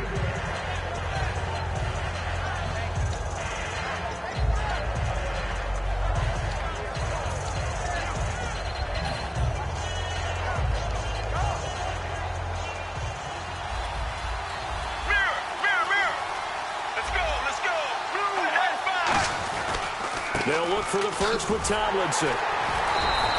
No gain on the play there. A nice job defensively. And it likely forces a punt situation on fourth. Defense able to get there, swarm to the football. Zilch, zero nada there for the offense, Charles. Yeah, it really was an example of good team defense, wasn't it? Everyone handled their responsibilities, and they held them to no gain. Get ready. Regular. They'll indeed go for it. Palmer. Flushed out right. He may try and run for this. And he will have first down yardage as he's brought down at the 41. Well, the offense lining up 1st and 10. Regular. Now Tomlinson on 1st and 10. And he takes this up right near the 45-yard line. It's a pickup of 4, and it'll bring up 2nd down. And they're going to speed things up here. We always like to talk about defense in terms of levels. 1st level defensive line, 2nd level linebackers, 3rd level defensive backs. On that run, that was what we call a 1st level. And now this one's intercepted. A 3rd interception for Palmer. Picked off by Duron Harmon. And his guys will take over at the 30-yard line. Out come the Rams. They'll have it first here to begin the 3rd quarter. And so close to hitting pay dirt last time. Fumbling down near the goal line. Now, how does that affect their psyche this time around? It's a tester. That's for sure, because to be that close and come away with no points is really disappointing, not just for the guys on offense, but the defensive players, too, who thought, hey, we're going to put some points up and have a little momentum going. They've got to find a way to just get it out of their minds, let it go, short-term memory, and move on to the next series. When defenses get to the quarterback that quickly, a lot of times it's called a jailbreak. It wasn't quite that fast, but fast enough that he had no time to look downfield and set himself to throw the ball. And as he tried to do that, he was hit and forced an incompletion. Now McCoy. Conley's got it over the middle. And he takes this one all the way across midfield into enemy territory down to the 40-yard line. Now, that play will end up on the highlights, and you'll see it all over the place. But what you won't see, the offensive line that bought the extra time, that allowed for the big completion downfield, those guys made that play possible. And he'll take this one down to the 36. Call it a gain of 4 on 1st, and that'll make it 2nd down. No, that wasn't an explosive run. That wasn't one that took it all the way to the house. But, boy, for a team that's had trouble running it the entire game, that's the kind of run they need, hopefully, to get themselves kick-started. And after the play on the ground, that brings up 2nd down here. Now let's go. In motion, Safarian Jenkins. Leopard. On 2nd down, Williams. And this play will be blown up. He'll lose yardage back at the 38. It's a loss of 2, now 3rd down. The evaluation process in today's NFL does not take into account as much bulk as it does speed, and that's what we're seeing with the linebacker position. Those guys that can run, they can play at any spot because they can make plays on the opposite side of the line of scrimmage. Here's McCoy. Looking for Stills here, and it's intercepted. It's the linebacker, Josh Maga, and his guys will take over at the 30-yard line. And now Baltimore gets set to take the field. And following the interception, just any interception, are you a little bit more cautious when you start that next drive, or no, you just throw that out the window? I think you are. I don't think that there's any way you can run back out there and go, totally didn't affect me. Let's just go ahead and be loose with the football again. You're going to take care of it, but you have to be careful about being too cautious because now you can't run any offense at all. Still want to attack. We'll see how they attack them here. So the incomplete pass brings up 2nd down. Let's go. 2nd and 10. It's Palmer again. Oh, it's a screen pass. That's complete. And he'll get it up to the 33-yard line. A good job defensively to hold that to 4 yards, and now it's 3rd down. And they're going to hurry back to the line now. On third down, Palmer. So many things have to come together just right for a screen pass to break for big yardage. The blocking, the timing of the pass to the runner, everything has to fit together just right. But on that play, the defense was able to disrupt things and hold it to a short gain. And he's going to be met at about the 43. A gain of 3, second down. Back now here on EA Sports. It's the Ravens with possession of the football, but trailing on the big board as we get set for the fourth.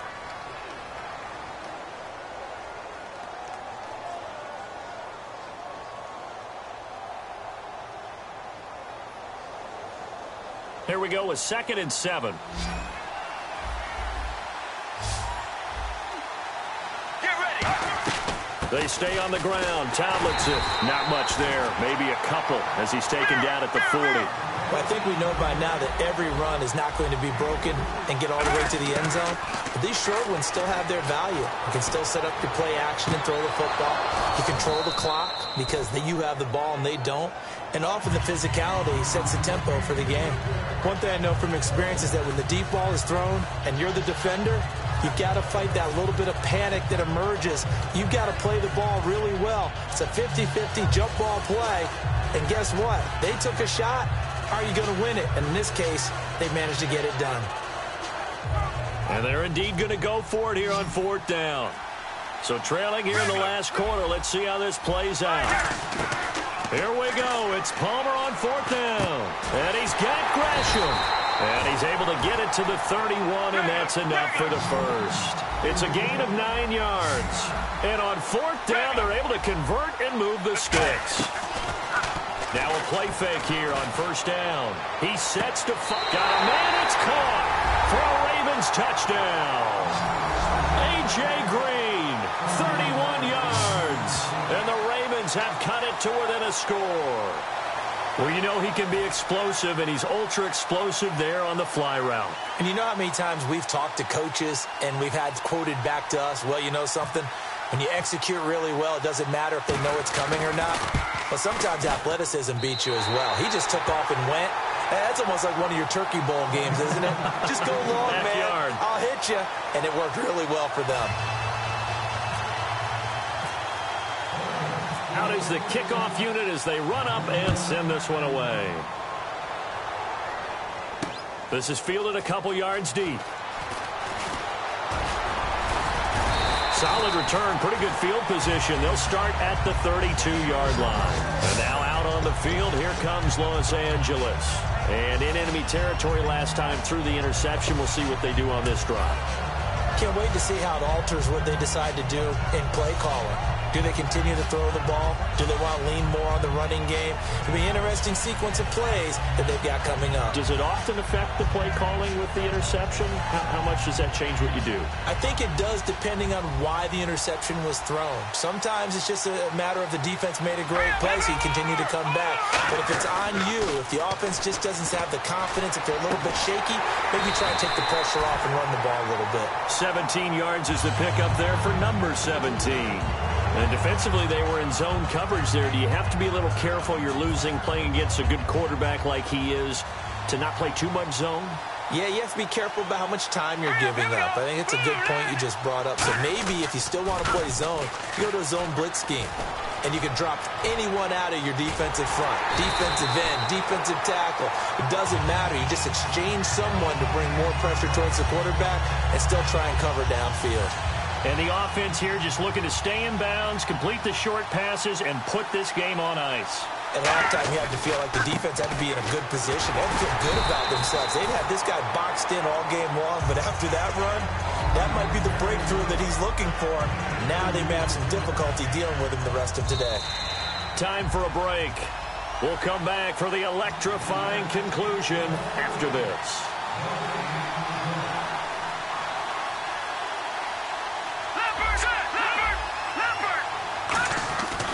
Now a handoff here to his running back. And his rough afternoon continues. He's going nowhere again.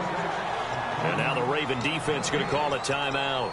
It's just their first. They've got 2 more to use here in the final stages. They got to get to the 20 to keep the drive alive on 3rd down. Set. Green, 39. Green.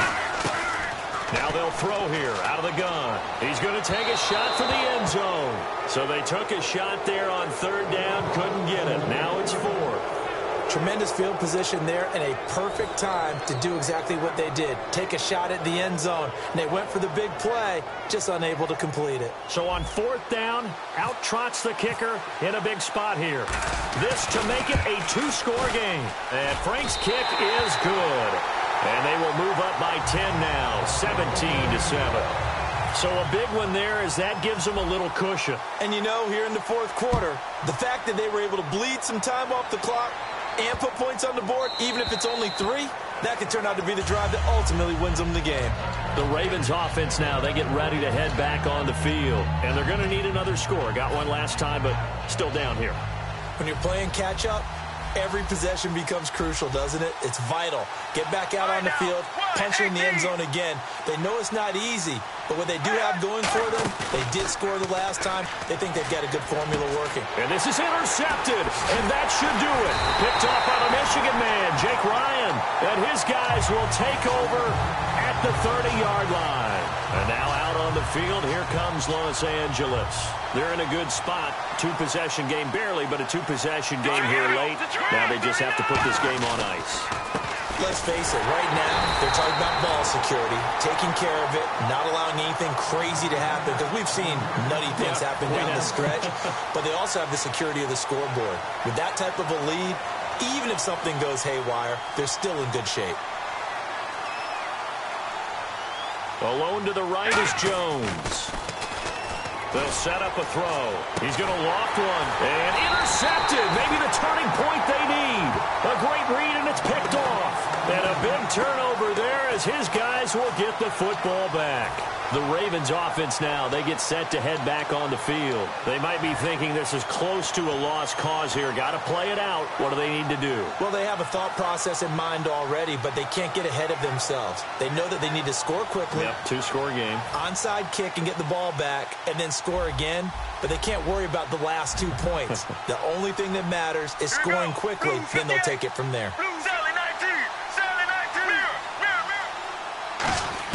So after the interception, here's Palmer. He couldn't quite hold it. Got hit. Ball pops out, incomplete. Oh, man, for him to be that wide open and drop it, sometimes you have just too much time on your hands, right? You end up thinking way too much, and your hands get shaky. And yes, he's a tight end, but that's a catch he should have made. The defensive line disperses a little bit here, maybe expecting a pass. And he goes in motion here in the backfield. Palmer to throw. And the hit jarred it loose. It's incomplete. Everything about that play tells you about today's NFL offenses and what they're asking out of running backs. You can't just be a guy who can run the football. You have to be able to catch it as well, and he didn't get that done on that play.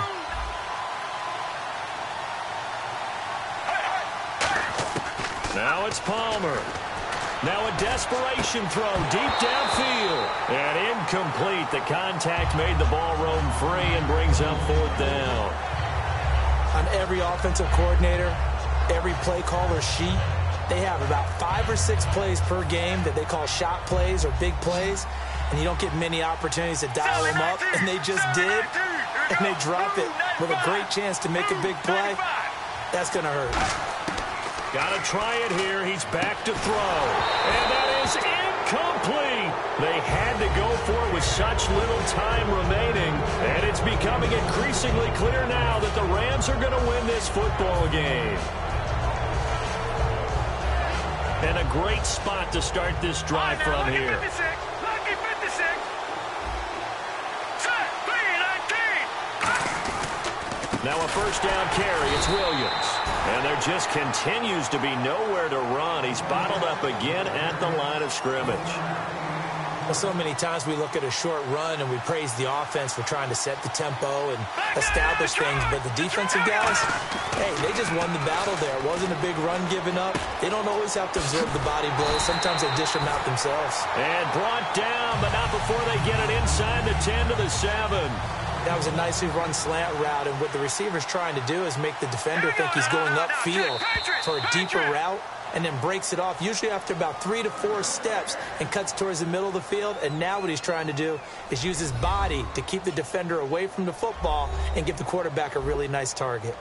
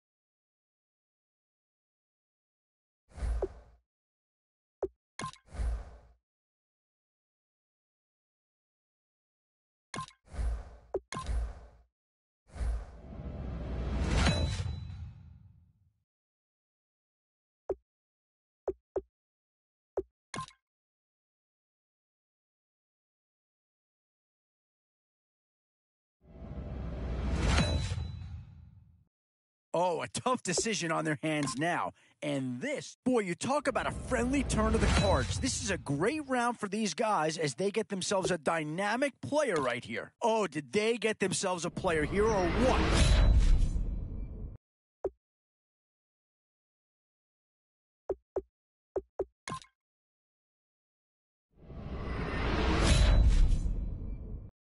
This is a pretty telling pick here. Do you go for a big bruiser up front or get yourself someone who could be a difference maker at a skill position?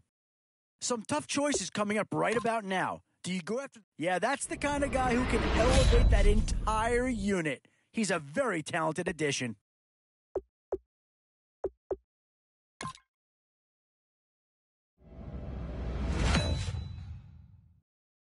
Where to now? Do you get yourself a big brute for the trenches? Oh, no need to worry about this guy. Just plug him right into the starting role, and he'll be a massive upgrade. Boy, the skills just leap out at you with this guy. He will be a very important part of this ball club.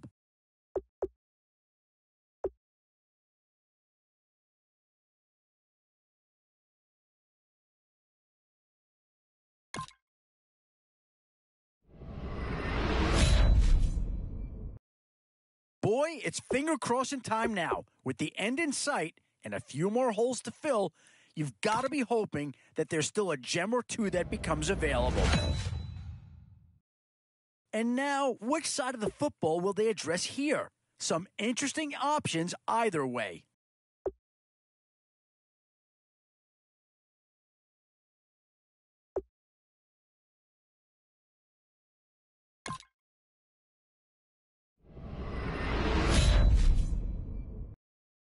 Certainly, Patriots will be a hot commodity here. And there's a pick that does fill a hole, but I'm not sure that it's really going to be the one that improves the overall squad a tremendous amount.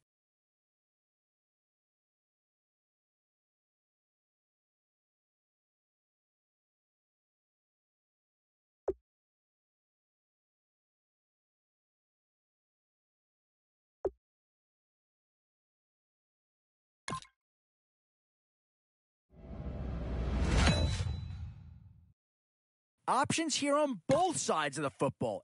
Does this pick fill a big need? I'm not so sure that it does, but it is at least a slight improvement over what they had in place.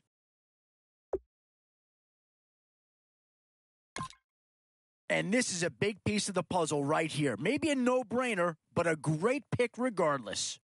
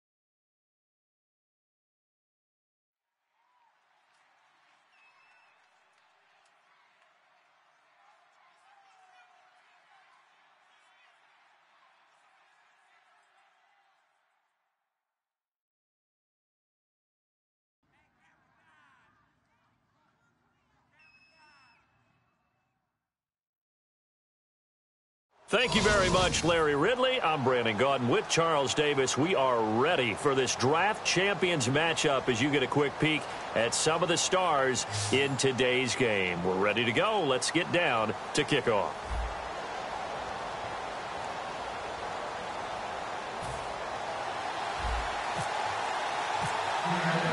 And it's the birth of a new club as we're underway in draft champions. This one fielded at the 5. And not a bad return here. He gets it out to the 25-yard line.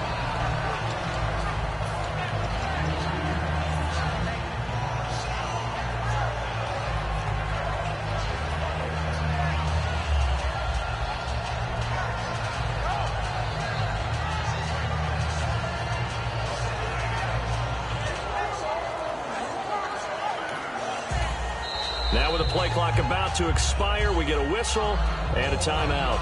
They'll have 2 remaining as we step aside here in this first quarter.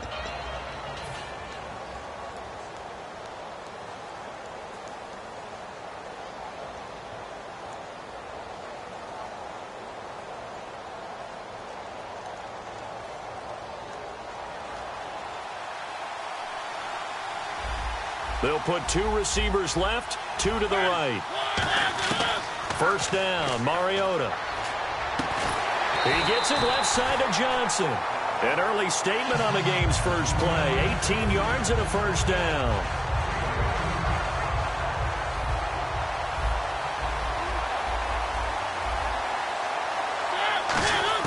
Mariota on first down. His throw incomplete. He was looking for his favorite target, A.J. Green, that time. And it's second down. It's always tough for the guys throwing the football when they think they've got a completion and the ball's almost there, and then someone sneaks a hand or 2 in and bats it away.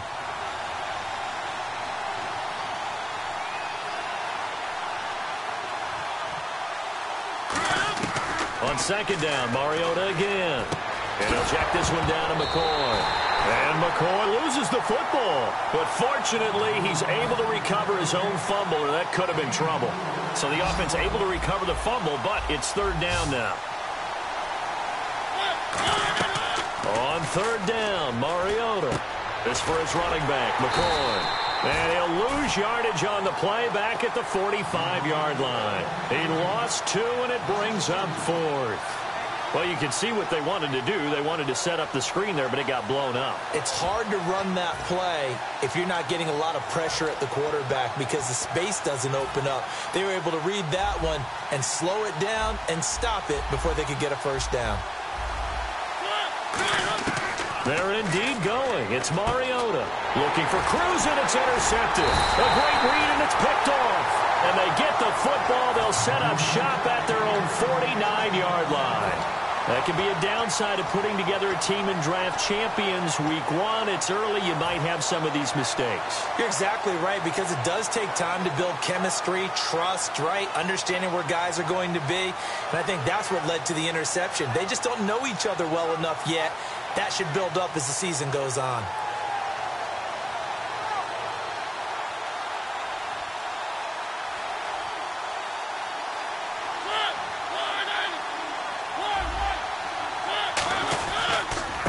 First carry now. This is Hill.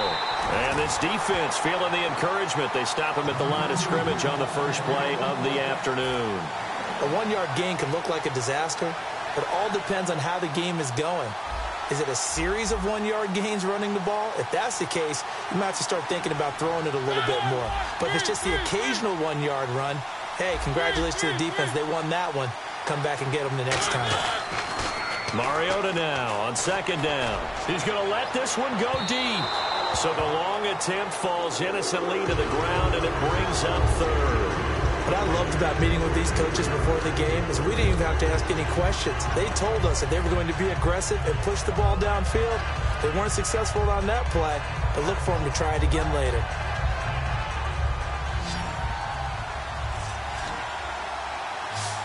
An extra DB for the 49ers now on third.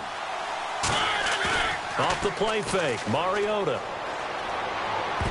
And this this is going to be incomplete. The Pro Bowler DeAndre Hopkins, the intended receiver. And it's 4th down. And that one was knocked away, and I think the defender's going to be a little upset with themselves. They made the play on the football, but that one felt like a forced pass by the quarterback. Thought he had someone open. He really wasn't.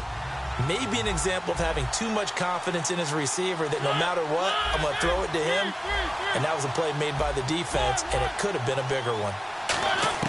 On 4th down, they snap it to Mariota. Now this is incomplete. A surprising move to go for it predictably, at least somewhat predictably. It doesn't pay off. And the Niners take over in terrific field position.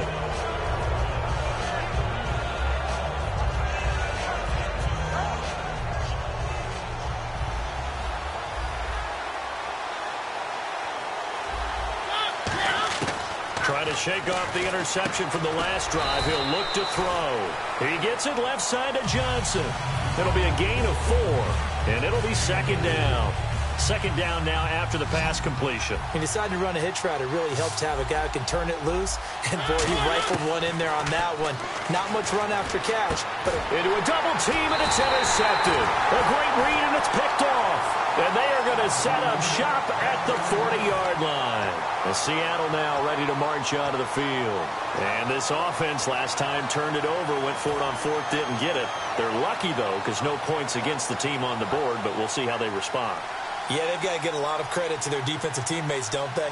They had their backs on that last series, and because they did so, that allows the coach to still stay aggressive on offense and maybe go for it again in a similar situation. I was going to say maybe makes that offense feel good, but when you know you've got a defense making stands like that. Yeah, that'll loosen up things a little bit, won't it? Maybe you'll play a little bit better the next time you have the ball.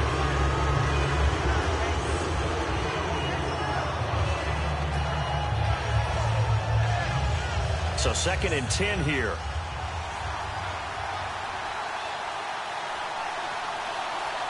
They isolate Hopkins on the left side. To throw is Mariota. And this one complete to Jermaine Gresham. And they'll get 9 there as that sets them up better for 3rd down. Looked like the screen pass was taken away there, but what a nice job improvising, finding other options, and completing the pass anyway.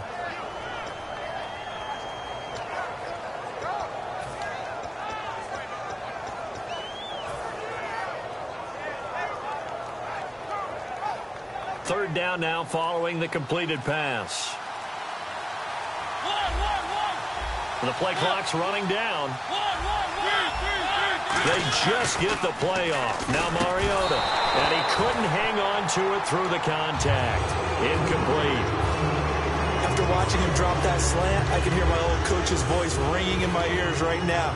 You can't run with the ball until you catch it. Trying to get those rack yards before he secured it.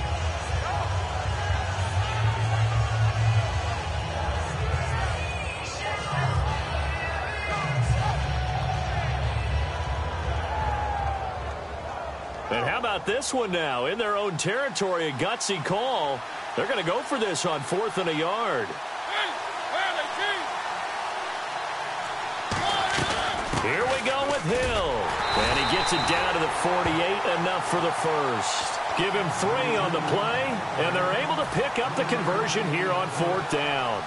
Oh, 4th and short, right at midfield. This is where you tell your offense, I've got faith in you guys to get me a few yards. And sure enough, they repay that faith and keep the drive moving with a first down.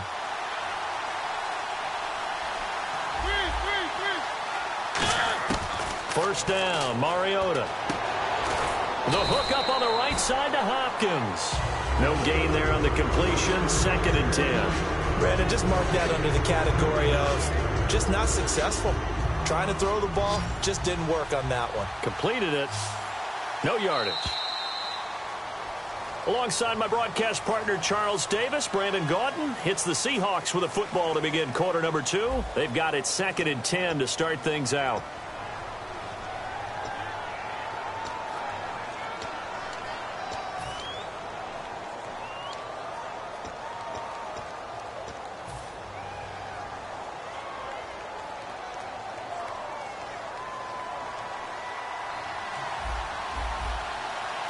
They isolate Hopkins on the left side.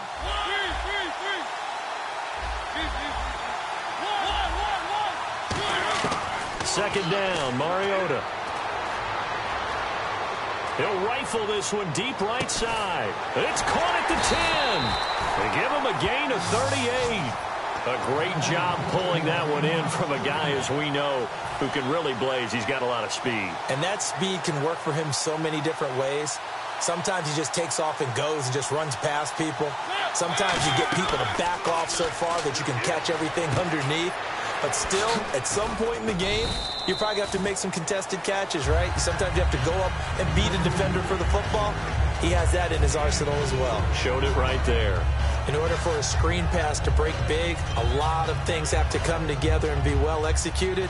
But all it takes is one small thing to go wrong and keep it from being a big game. On second down, Hill's hit, and he lost the football. And the offense will hold on to this one right at the 5-yard line. Lucky there. Call it luck or skill, whatever the case is. They're feeling good about just keeping the football there. Yeah, the biggest thing that they're calling it now, our ball. I mean, they don't care if it was luck or skill. Or the panic that jumps up in your chest when that ball's on the ground. Whether you get it or your teammate gets it, just as long as you retain possession, that's all you're looking for. Being chased out. It comes, and he lost the football. Mariota had it jarred loose.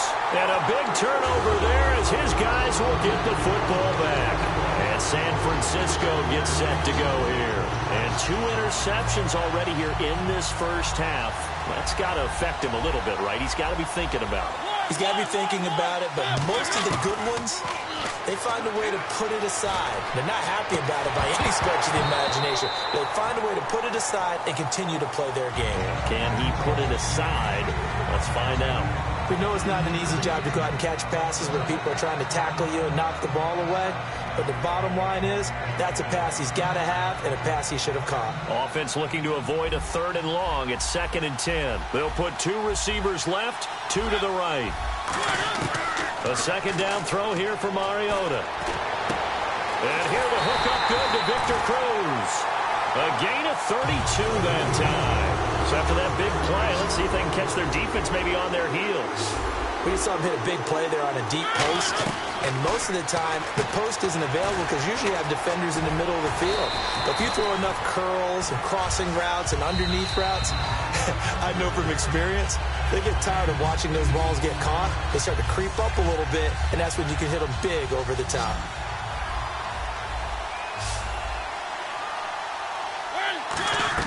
Mariota again. He'll set up the screen to McCoy. And that play will go nowhere. Losing yardage back near midfield at the 49. He lost 2 there, and it's 3rd down. Again, it's Mariota.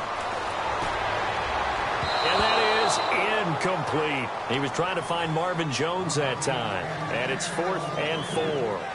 I'm not sure we could spot any tendency here on this 3rd down. They could have run it or passed it. Either one was available. They chose to try and get it through the air, but they were unsuccessful.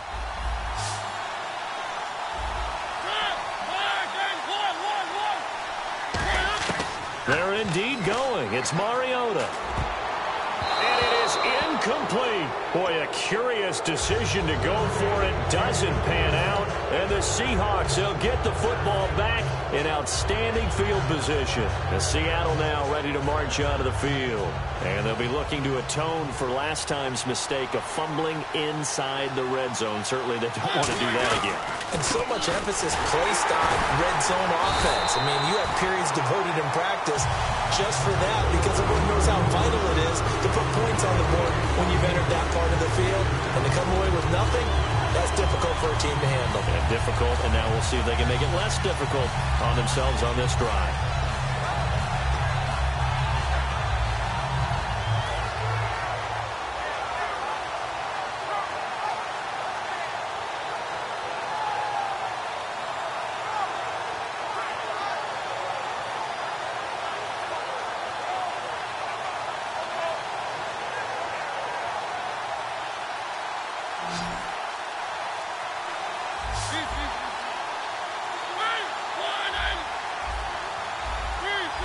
Now the play clock hits 0 here, and we're going to get a delay.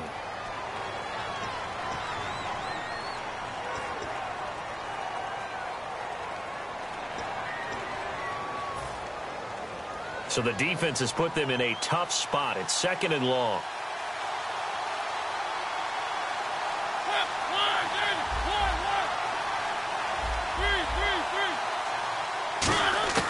Mariota now on 2nd down.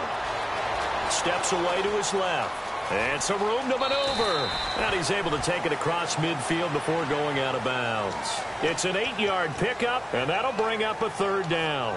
Partner, was a definite passing down, but he was able to leak out and pick up some good yardage, even though the coverage was excellent. Maybe it's not exactly how they drew it up, but he still got a big chunk of yardage on 2nd down.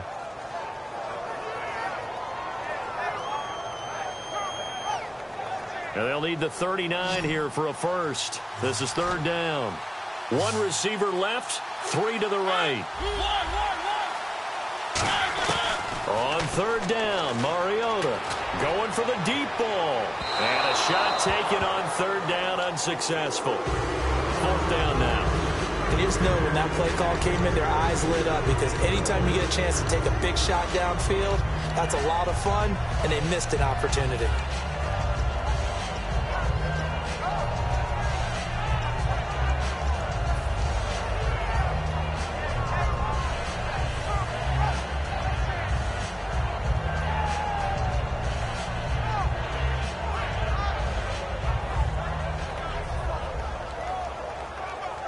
So it looks like the offense isn't going anywhere. They're going to go for it on 4th and 7.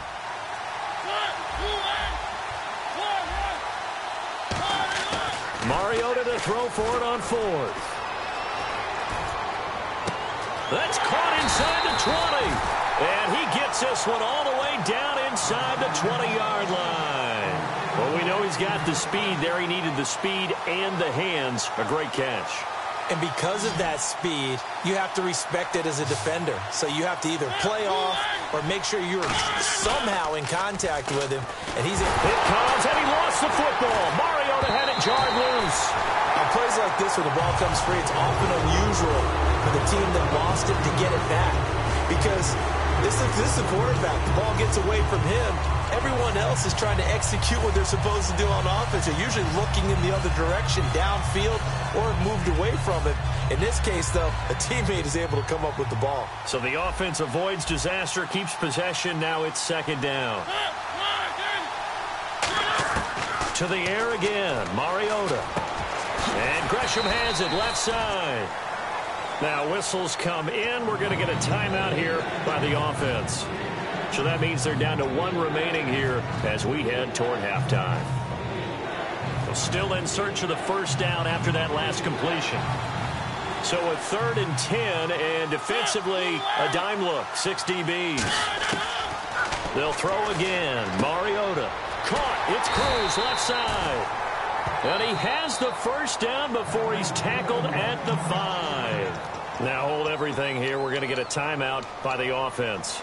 And with halftime on the horizon, they'll be out of timeouts from here forward.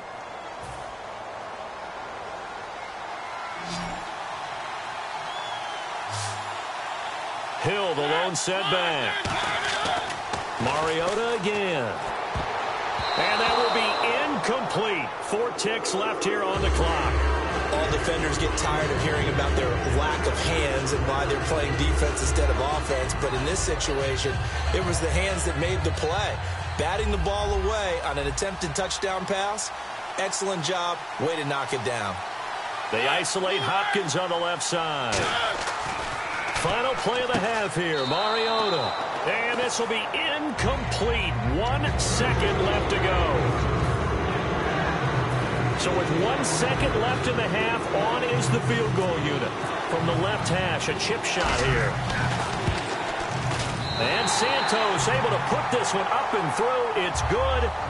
So we've reached halftime. All we have to show for the first half, a lone field goal. 3-0 our score. As we'll send you down the coast to Orlando, where we check in with our friend Larry Ridley and the EA Sports Halftime Report. Larry?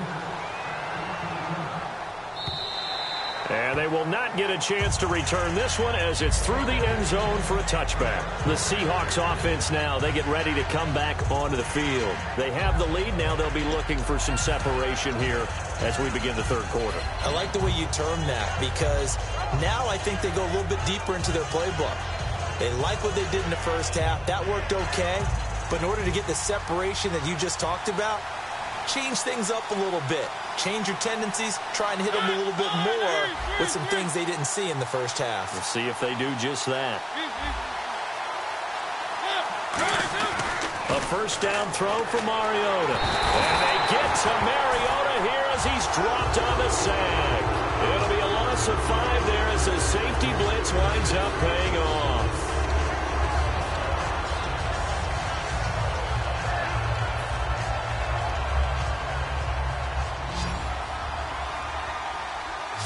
Hill, the lone setback. Play action now. Mariota. They'll roll him out right. And his throw here's incomplete. The tight end, Jermaine Gresham, the intended receiver.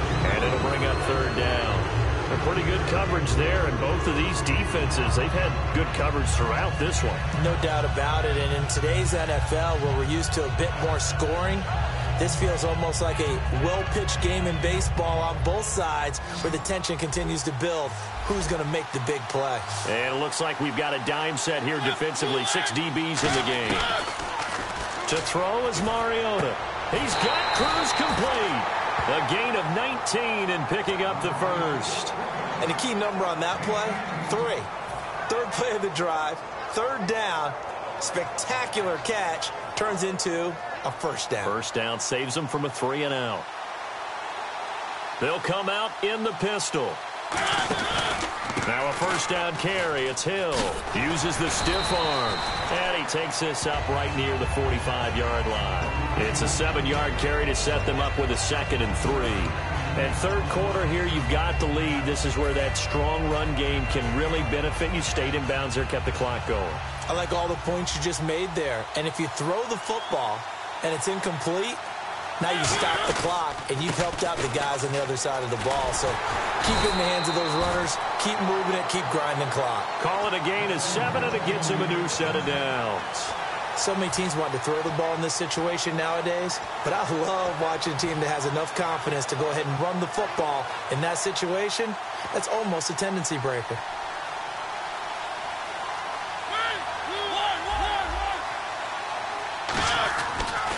On the toss, here's Hill. And he'll get this down only to about the 46. 2 yards on the carry there. It'll be 2nd down.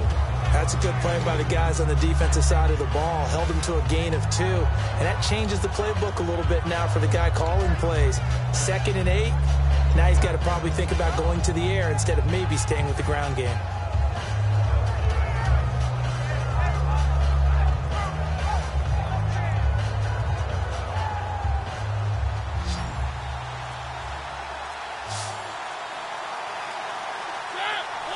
Play clock winding down. They just get the play off. Now Mariota eluding the pressure right. Thrown across his body, and it's intercepted. Picked off by Jonathan Cyprien. And the possession is theirs at their own 43-yard line. Here's a look at the 49ers offense as they make their way out for their first possession of the second half. And last time they were very fortunate, this offense. They went for it on 4, turned it over in their own territory, but the other guys held up. They didn't give up any points. So how about the guy with the #1 headset on the sidelines, the head coach? That was planned going into it, not necessarily to not get the first down or to have the defense have to hold up. But he trusted his defense. Trusted his defense very much, and I think that's how he's going to play this game. Go for it, be aggressive, because I've got the wild bunch backing me up over here on my own sideline. Now we'll see what his offense can do. Here's Mariota. And incomplete there. A nice hit. Jars the ball free and brings up third down. And the offense looking to pick up the first down after the second down incompletion.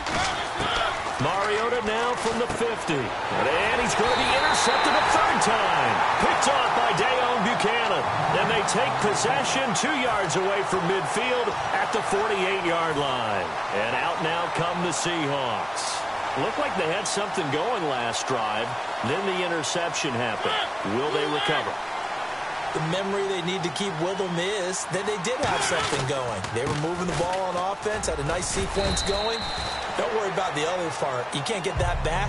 Let's go back to what you were doing well before. I thought you were going to say they need to have no memory, but remember the good part, forget the bad. I like that even better. Final minute now of the third quarter. Possible run anticipation here as the D-line sandwiches together. They go play action. Mariota. He's going to look deep for Watkins. And both guys were there, but it falls incomplete. Sure, that pass was incomplete as they made an attempt to get a big one downfield. But that's okay because the second part of that is if you don't get the completion, at least you've told the defense you're trying to stretch them out a little bit, and they may have to change accordingly.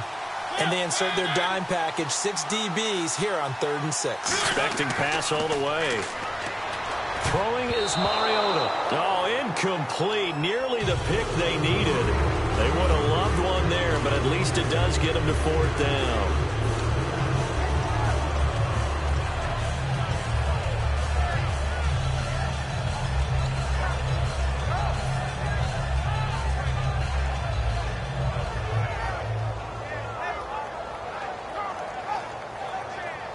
And they're going to at least line up to go for it here on 4th down. 4th down, Mariota. Buying time to his left. And this is incomplete. The Seahawks go for it but can't convert. And the 49ers are going to get the football back. The 49ers offense now, they get set to head back on the field. And with 3 interceptions thrown already, we'll see. Do they rely more on the ground game here? They may have to change things offensively to try and settle things down, not just for the guy throwing the ball, but for the rest of the offensive unit, because his confidence has to be shaken a little bit. And you just wonder, is the backup going to start to warm up a little bit over on the sideline? They'll give him 8 on the play, and that'll bring up 2nd down.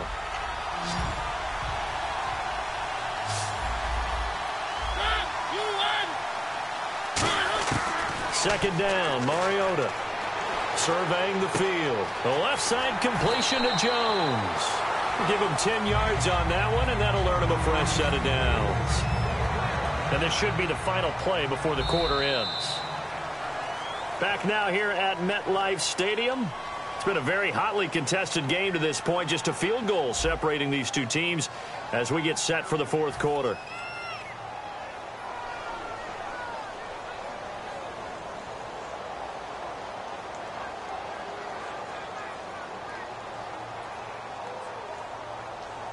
So the offense has it 1st and 10.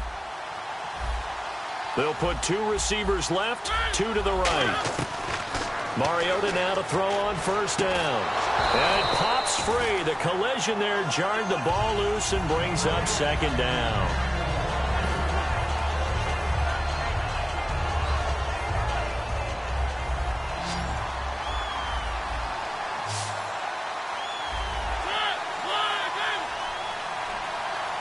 In motion is the tight end, Graham. A 2nd down throw here for Mariota. And caught right side, Green. The reception good for 7. It's 3rd down. So here we go, a 3rd down after the 2nd down pass completion. They'll send the tight end in motion left. 3rd and short yardage. Mariota. This is Johnson. He's got it. And he gets the 1st down yardage before he's brought down just outside the 10 at the 11. He's such a good route runner. Shows it there on 3rd down. Very proficient and a good pass. And you know what I've observed over the years in the NFL? The better a route runner you are, the more confidence your guy's going to have in you to go to you at important times because he can trust you being in the right spot, and they connected there and picked up a 1st down. No gain, and it's 2nd down. Well, he caught it right at the line of scrimmage, and before he could even think about advancing it forward, he got hit. Great tackling, because that's what you're taught. Don't give up yards after the catch, and most offenses make a living. And they get to Mariota here as he's dropped on the sack. Michael Johnson in there to drop him, and it'll be a loss of about 8. 3rd and long here for Mariota. Out to the flat. That's complete to his running back.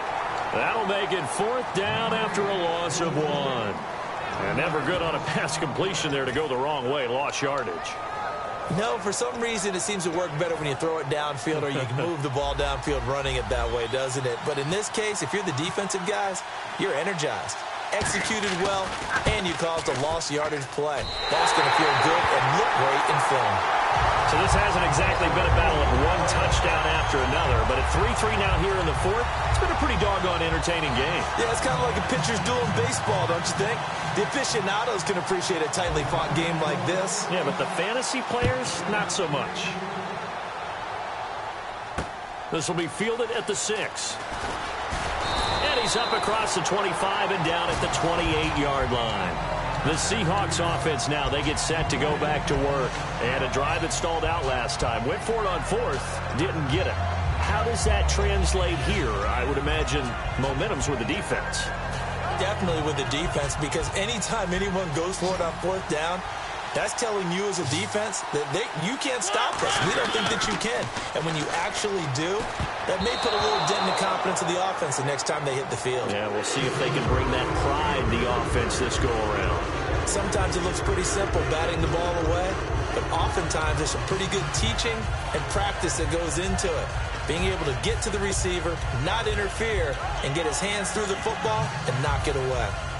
Getting late in the 4th now, Charles. 2-minute warning just around the corner. Yeah, some teams just want to get to that spot, take a breath, and then come out and attack for the rest of the game. To throw Mariota. A dump off now to Hill. And brought down, but not before reaching the 45-yard line.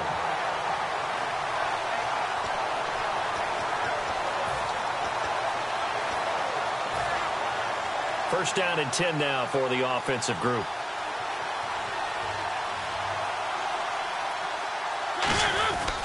They'll run it with Hill. And able to break one tackle, but then quickly brought down. It's a 6-yard pickup, and it gets him to 2nd and 4. Offensive linemen love creating space for their guys carrying the ball, but when that guy also breaks tackles and creates extra yardage, they almost feel like he's one of them, and they really embrace it.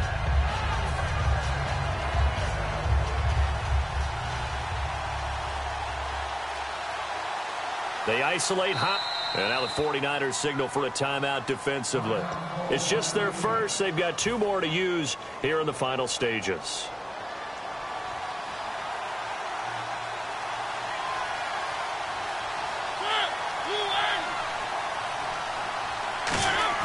Here's Mariota. And this is going to be intercepted. Picked off by Brandon Flowers. And he'll return this ball across midfield to the 47-yard line. And San Francisco gets set to go here. They're on the outskirts of field goal range here in a tie game with a little time. So how do you handle this? What do you do here, Charles? Everybody wants to pick up as much yardage as possible. But the weird part is for field goal kickers, being in really close sometimes puts more pressure on them because it's much more of a position kick as opposed to just going ahead and letting it out and letting it thump. A lot of guys like a little bit of distance because you know they can handle it, and it's a more natural swing of the leg. So maybe getting inside the 20, not that big of a deal. Not that huge of a deal. Sometimes that messes you up with the angles depending on which hash mark you're kicking from. Caught on the right side by Jones. And brought down, but not before they're inside the 25. Really nice little connection there. They go with the corner route, and it works out well. And the best way to set up the corner route is to throw slants throughout the ball game so that when you're able to get back outside, the defender has to respect the inside game. He couldn't quite hold it. Got hit. Ball pops out. Incomplete.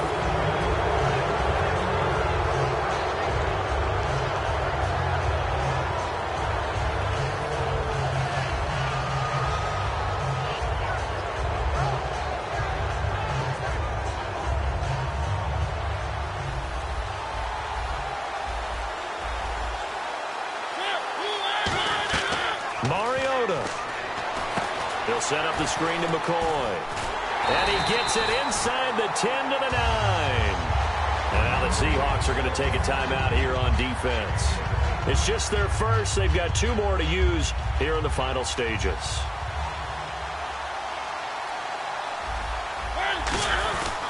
On the give, this is their fullback. And he's going to cut it back left here. A good run on first down, and now they contemplate a 2nd and goal situation. They've definitely established a rhythm on this drive, moving the ball quite well. And big man with football is an integral part of the whole thing. And they'll try and burn. And he's in for the touchdown. And in the final seconds, forget overtime. They just likely won this thing in regulation. Well, any thoughts about overtime have ended at this juncture. That touchdown puts them up 6. I would imagine they'll kick the extra point now and rely on their defense. Yeah, rely on their defense. So a little bit of time left on the clock here in the 4th, but they got to feel good now. Boswell now to kick it away after the touchdown. This one fielded at the 5. And he'll get it up past the 20 to the 22-yard line. The Seattle now ready to march out of the field. Critical condition here, obviously. Got to hope to get something quick right and then maybe take that shot deep. And once they do take the big shot, you've got to worry on defense. Of course, no one getting behind the defense and make it an easy throw. But nowadays, it's not just the ball being tipped in the air and people in the end zone in a cluster. It's that guy that's short of the end zone who comes up and ends up making the play because he goes unguarded. So there's a lot to think about if you're playing defense in this situation. We'll see if they can cover all their bases. Well, I guess we just discovered that someone is certainly not going to sit back and just take it in this game, huh? No, they were trying to get that touchdown back in one shot. One shot, trying to help out his defense and let the other team know they were coming after him.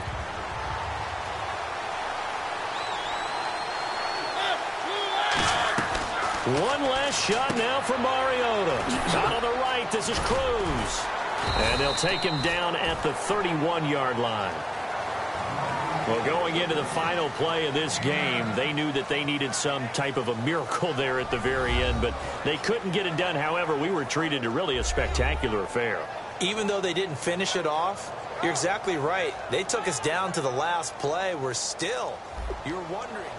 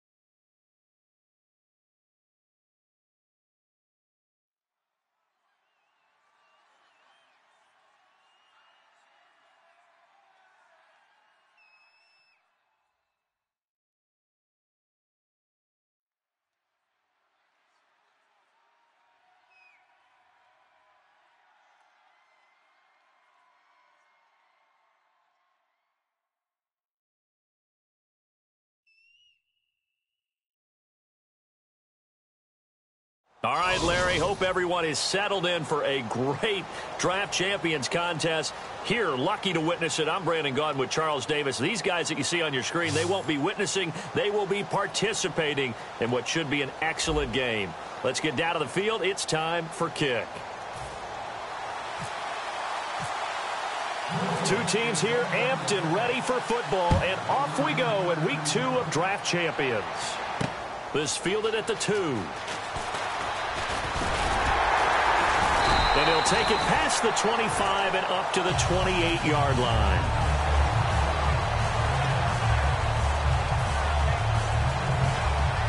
And some extras coming up on the line here, readying for the blitz. They'll come out in the pistol. They'll run for the first time with Hill. And room to run as he's up past the 35-yard line. A nice run there, 9 yards, and it'll be second down. First play of the drive, let's give credit all around. Excellent blocking, but the guy carrying the ball, he was the finisher. A really nice run. Mariota now on second down. The catch made by DeAndre Hopkins. Touchdown, LA! DeAndre Hopkins, 63 yards. And the Rams are going to take a first-quarter lead. Not a bad way to start it. And I think that was part of their script because so many teams script their opening possessions, and whether it's just that possession or even deeper into the half, sometimes it's 15 to 30 plays. That had to be one in there where they call a shot play. Go for the big one, and they got it done.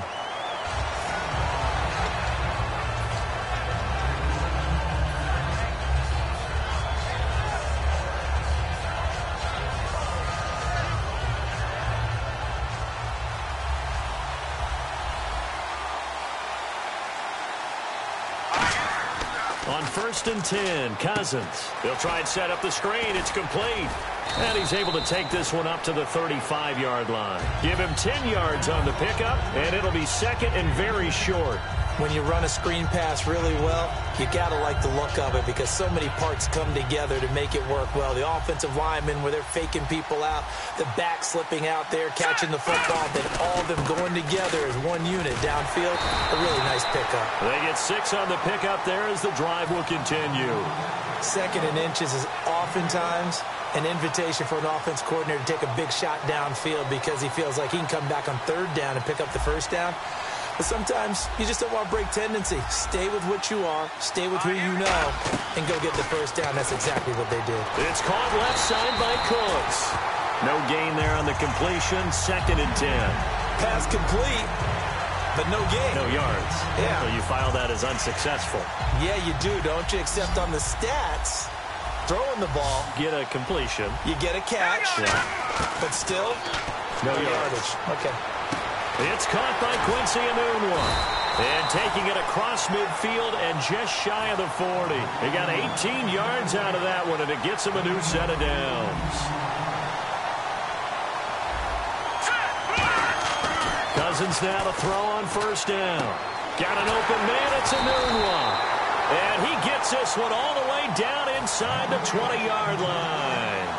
Everything about that play was beautiful. A great corner route where the receiver worked the defensive back inside and then broke back to the outside to the corner.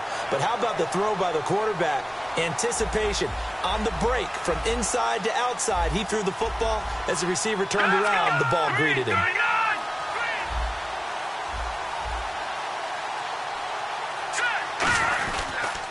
Now a first down carry here for McCoy. And he'll take it into the end zone for the Saints touchdown.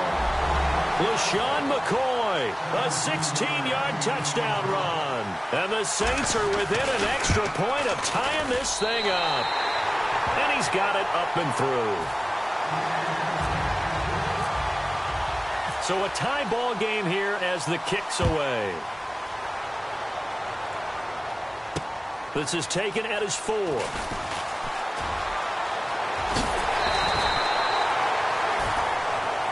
And now out on the field, here comes Los Angeles. And they will simply, Charles, be looking to duplicate what they did last drive when they were able to push it in for 6. And they hope it'll be that easy, right? To be able to take exactly what happened before, replicate it. They have to make a few additional changes along the way because I'm sure the defense will make some adjustments, but they've got to have great confidence having scored the last time out. And as a defensive end, getting off the ball quickly, swarming to the football, making a tackle, that's what we saw right there. Yeah, and that's what their job is. And really, a lot of the time, they have to throttle back a little bit in the run game because you know those defensive ends, they're like in a sprinter stance. They're just headed straight for the quarterback. That was good recognition on that play to hold them to no gain. To throw Mariota. Try to force it to Hopkins, and it's intercepted. And it's Clinton Dix with a pick. Well, this had trouble written all over from the start. He's got 2 extra defensive backs in the game he's got to deal with. They're in a dime set. So everywhere he's looking, he's seeing a different colored jersey. And sure enough, this one winds up being intercepted. Here we go. They'll try and run this sweep to McCoy. And he is into the end zone. Touchdown, New Orleans. LaShawn McCoy with his second touchdown in this opening quarter. And the Saints have taken the lead. And he's got it. It's now a 14-7 ball game.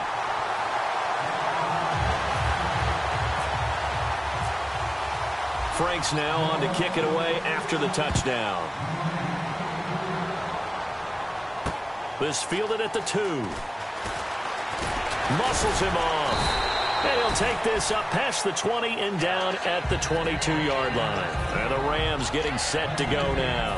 And following the interception, we'll see what they can put together on this drive. I can hear my old college coach right now. He always used to tell us before every game, the team making the fewest mistakes will win. What they're hoping is that that last mistake is their only one of the game. Coaches, that's all they talk about, turnovers, right? Minimizing those and maximizing opportunities. Looking right side, and that's complete to Watkins. 7 yards, the pickup on the pitch and catch.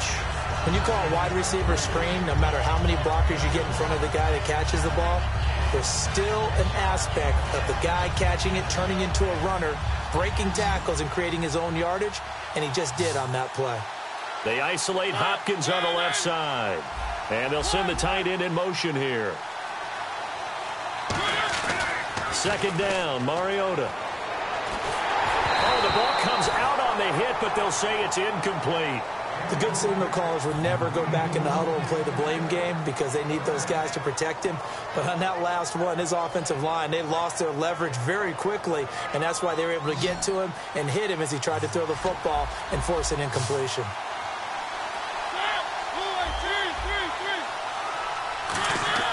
Third and short yardage, Mariota. And he's got the completion to Hopkins.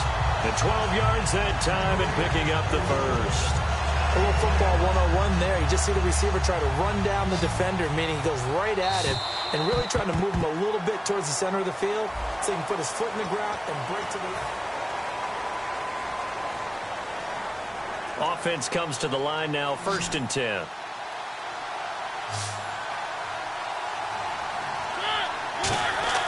Mariota on first down. Rush coming, and he's taken down. Stephon Tuitt in there to make the sack. He buries him for a loss of 10.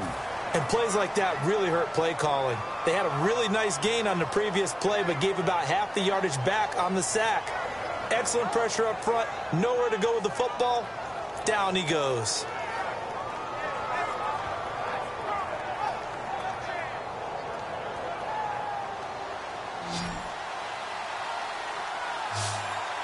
Hill, the lone setback. Play fake. Mariota. And that is incomplete here. The defensive coordinator came into this game with a plan to get to the quarterback with whatever type of pressure is necessary. It's working to perfection for him today.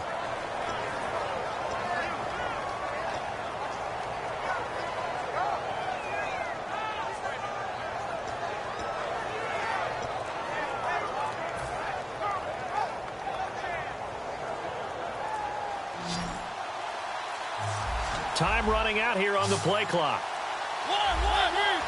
And now maybe they want some extra time to talk about this third and long play as we'll get a timeout.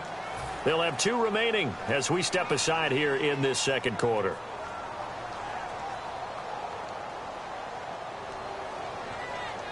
And the offense looks to pick up the first here on third after that incompletion. 1 receiver left, 3 to the right. Third and long here for Mariota. He's going to loft one deep left side here. That's caught inside the 20. Touchdown, L.A. DeAndre Hopkins with his second touchdown here in this first half. And the Rams are an extra point away from tying up this football game. And his kick is right through.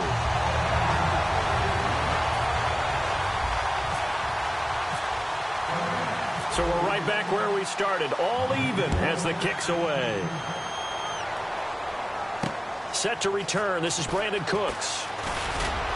And not a bad return here. He gets it out to the 25-yard line. The Saints coming out now to take the field. And they'll just simply be looking to build off the confidence of the last time out where they scored a touchdown. And confidence is powerful, isn't it? When you've scored once, you feel like you can go back out there and get it done again. Doesn't matter what the defense throws. He rifles one that's intercepted. Picked off by Alec Ogletree. But he will take this down to the 10-yard line. And now out on the field, here comes Los Angeles. And that last drive, a long drive, but not just that. They had a great air attack going. Do they stick with that?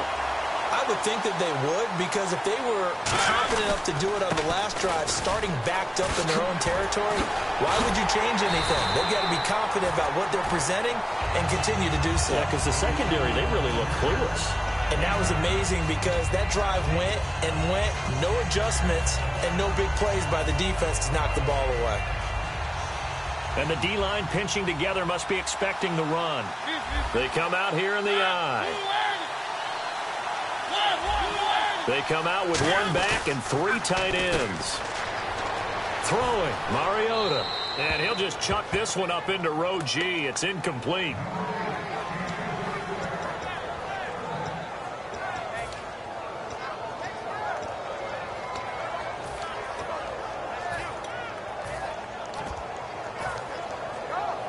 I can't imagine we'd see another throw here. 3rd and goal from the 1. They'll run it with Johnson. And this will result in him losing yardage. Back to the 3. It's a loss of a full 3 yards, and it brings up 4th down. Partner, it's decision time now. I know it's still just the second quarter, but you have an opportunity to either kick the field goal or go for it and try and score a big-time touchdown. This is why the head coaches get paid the big bucks. And Santos able to put this one up and through. It's good. And they take a 17-14 lead. So after the pick, they can't capitalize for 6, but they do get 3. And I know in this situation, most of us want to focus on the offense. You know what side of the ball I played on. Let's give that defense a lot of credit. Taking it over in a sudden change situation and shutting them down. Here's Cooks on the return. And he'll take this one near the 25, call it the 26-yard line. Out onto the field comes New Orleans. And last time wasn't pretty. One play and an interception. We'll see if they can do better. I want to see if they want to go ahead and throw the ball again now on this drive after what happened on the last one. Throw it on the first play. Give the quarterback some confidence. See what happens. They'll start the drive with a carry by McCoy. And he'll push his way forward to about the 32. A solid run on 1st down. Gain of 7 leaves him with a 2nd and 3. They'll go again to McCoy. Shrugs the tackle. Nice. And an alley to run. Still on his feet. And he's taken down, but not before getting this across midfield and just shy of the 40.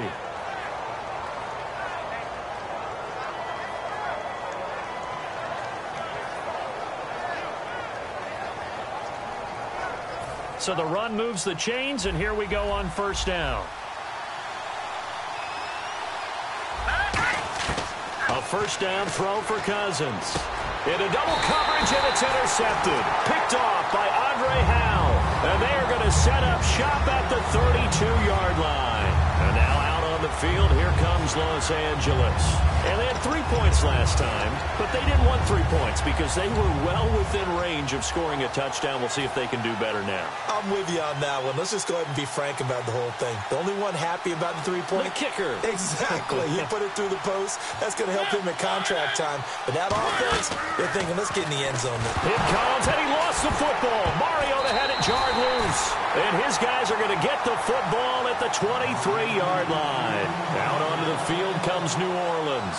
And 2 interceptions thrown here in this first half. You hear it, no matter the sport, they say the great athletes, they can kind of have a short-term memory, but that's easier said than done. It is easier said than done, but I played with a guy who threw 2 interceptions in the first quarter of a really big game we were playing. Johnny Unitas? And no, not quite of that level and not of that age. But I remember going for the age. I remember looking over at him, and he was smiling. And I thought, what is he smiling about? It's because he had enough confidence in himself that that was a fluke. And he went out and played pretty well the rest of the day.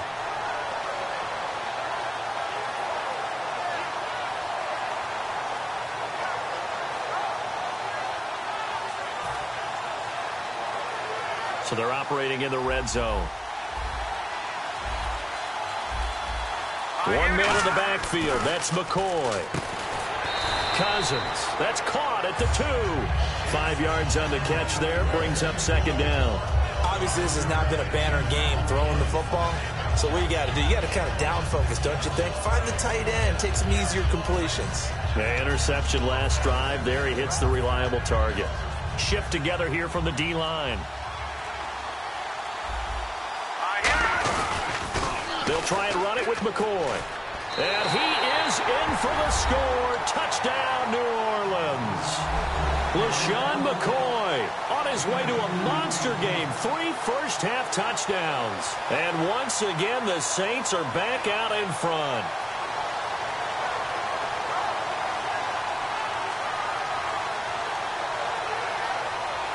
Now Franks for the extra point.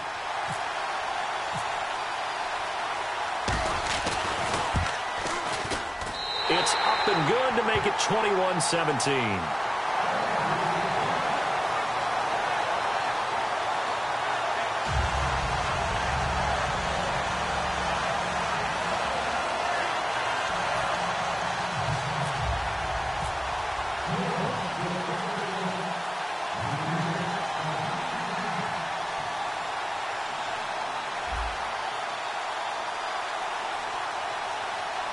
Franks now on to...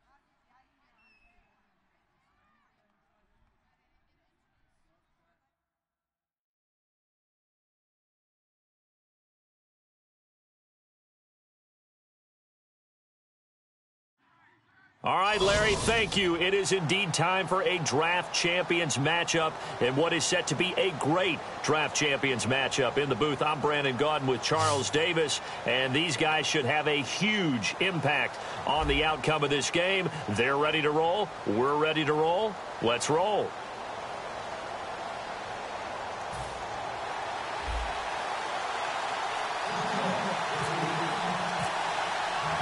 Two teams here amped and ready for football, and off we go in week 2 of Draft Champions. Fielded about a yard deep. And a pretty good return here. He'll be stopped just shy of the 25 at the 24-yard line.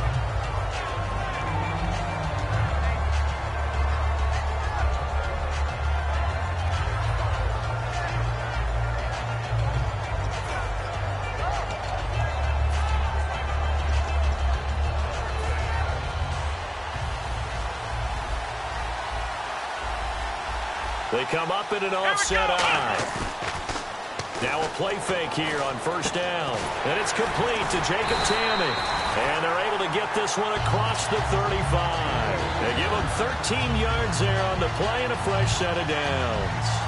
And the game just keeps evolving. Big guys running those corner routes, so difficult to cover.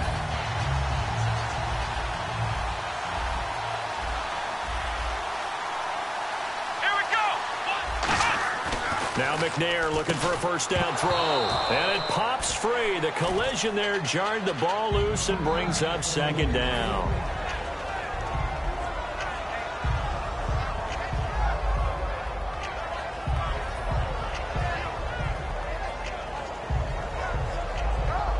So they're still at the original line of scrimmage here. Second down and 10.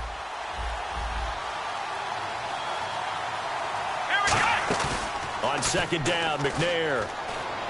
He's going to hit his man out of the backfield. Complete. It'll be a 3-yard gain, and it'll be third down. And when you have a guy in the backfield who can catch the football, you don't just use him strictly for checkdowns or dump-offs. You make him part of the primary passing attack, because what you're trying to do is get him into open field and then let him make people miss and advance the football. Man open, Rice. And he's got the first down before being taken down at the 46. The goal of every offense is to move the chains, pick up first downs. A nice job finding an open receiver for a completion.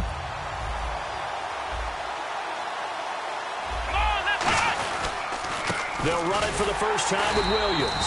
Looking for a seam, but finding none. He'll get back to the line of scrimmage, and that's it.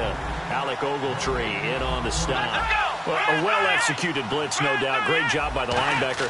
Maybe the quarterback, if he could have seen that, could have tried to get it to Thomas, and it's intercepted. It's the Pro Bowler Luke Kuechly that picks it. And his guys are going to get the football at the 30.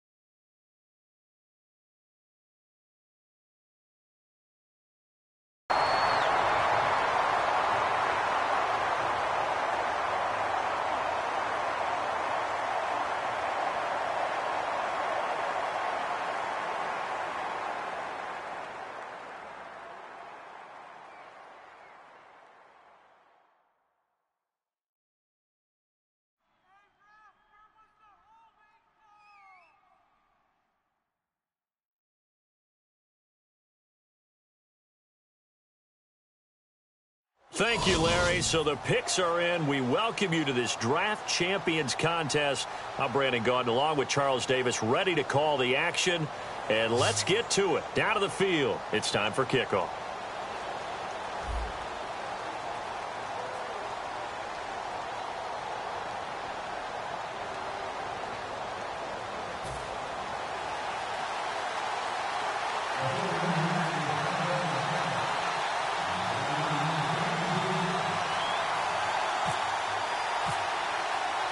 The getting to know each other process is over. Time to get down to it. And we're off in week 3 of Draft Champions. This is fielded at the goal line. And he's up past the 20 to the 22-yard line.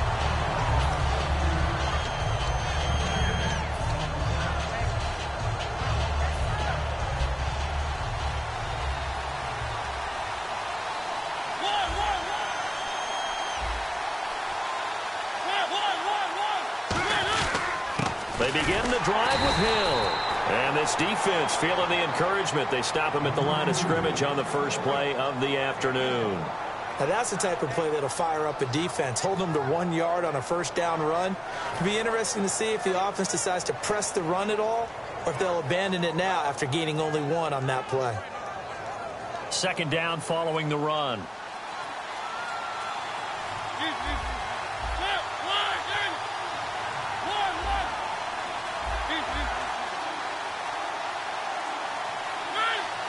They'll need to get the play off quickly. Now a second down throw for Mariota. Looking deep downfield.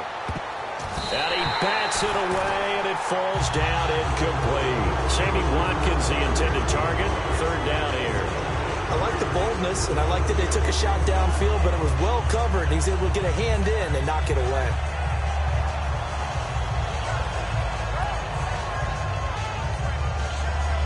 So trouble already here on their opening drive. This is 3rd and 9.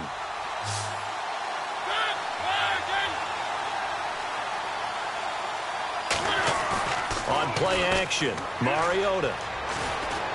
Then he's got the completion to Hopkins. They give him 27 yards on the 3rd down conversion. And fits the exact right word. Over the middle, there's almost always traffic, so anytime you're a receiver in that area, you're not just focused on catching the football. You're wondering where the collision's going to come from, right? Because there's almost always someone there able to concentrate, catch it, and even added a little extra at the end with a short run. On the ground, this is Hill. And he's going to be stopped up at about the 47-yard line. Give him 3 on first down. It'll set up a 2nd and 7. Some of the most unselfish players on any football team, defensive tackles, because we ask them to just eat up blocks, allow other people to make tackles. And when he can make a play himself, as we just saw there, that's a big day. And on the outside, they're playing press coverage.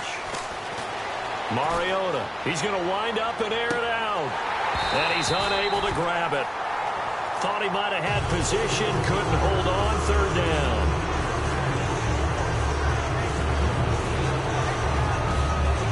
Defense looking to hold serve one last time here on 3rd and 7.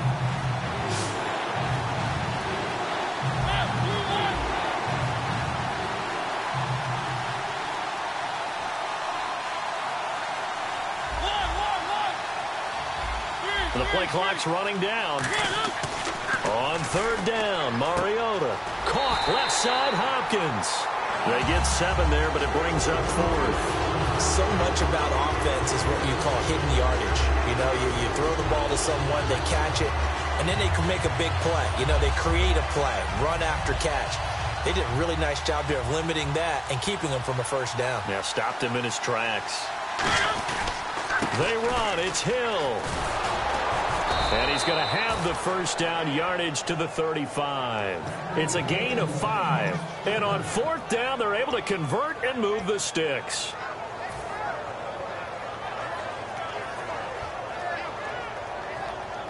Offense walks to the line for play number 7 of the drive.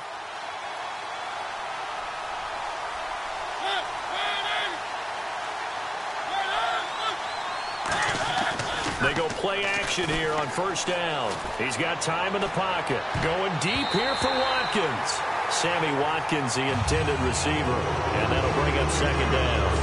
Not only did they drop what looked like an interception in the end zone, they blew a golden opportunity to shift the momentum. So incomplete on first. Let's see what second down has in store.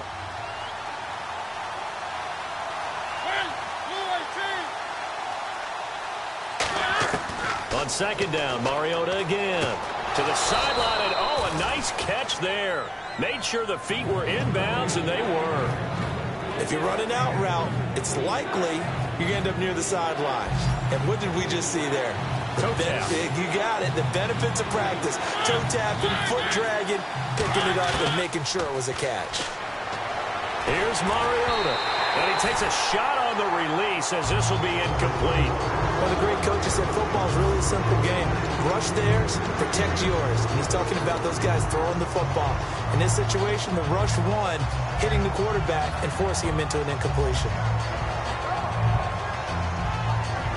They'll break the huddle here and go for it. This is fourth down.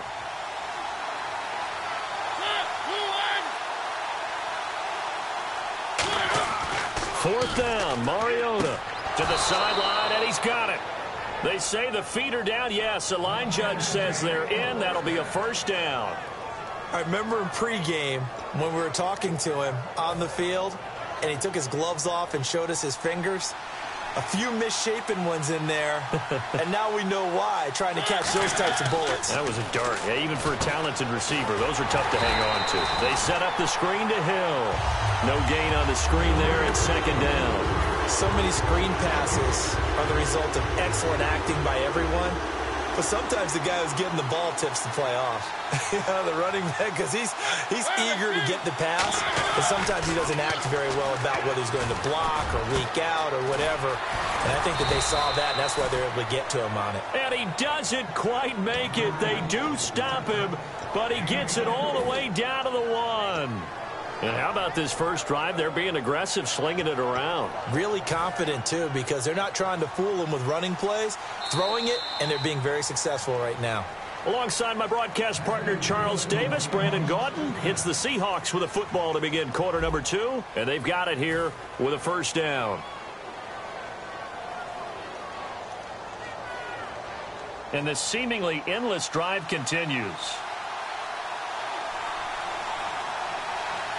Mario, and he will take this one in for the Seattle touchdown. Marcus Mariota taking it in. And the Seahawks take the ball down the field and score on their opening drive.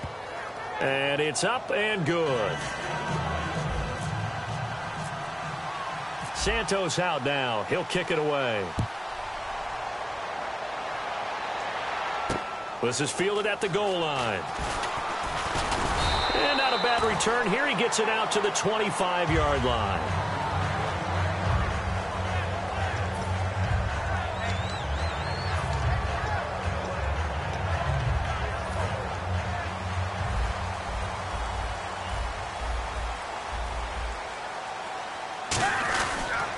The drive will start with a carry by Devontae Freeman.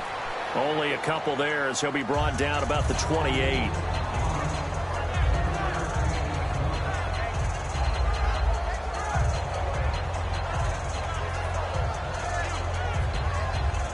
Decent chunk of yardage still left here. 2nd and 7.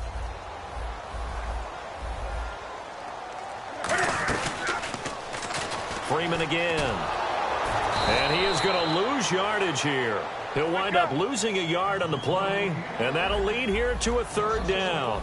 And frankly, Brandon, we're talking about things I'm not sure we ever thought we'd talk about in the NFL, and a lot of that is the speed at the linebacker position. A lot of these guys in college. He's got a man complete, and a big 32-yard play on 3rd. So here we go, 1st and 10 now. We often, with Cam Newton, talk a lot about his legs. Don't forget about that arm. He can throw it on a rope. He can loft it. He's got the touch that's been developed throughout his career. But the big part about just watching him throw it, it seems almost effortless. Possible run anticipation here as the D-line sandwiches together. All right, partner, despite my eating habits, I'm not big enough to play offensive tackle. nor am I quick enough. But with the defensive ends nowadays and their speed, those guys have to be able to punch and dance, and it's a tough, tough job to contain them. Well, that was better than the first go-around when he lost yardage, but still nothing there, and that sets up a 3rd and long. Tough spot here. Put it mildly. Sometimes I wonder if some of that old-school football should come back into play. You know what I would think here? Quick kick. Try and change field position. Help out your team. Throwing on 3rd down, Newton. And incomplete. The contact made the ball roam free and brings up 4th down. So on 4th down, here's Jake Shum to punt it away.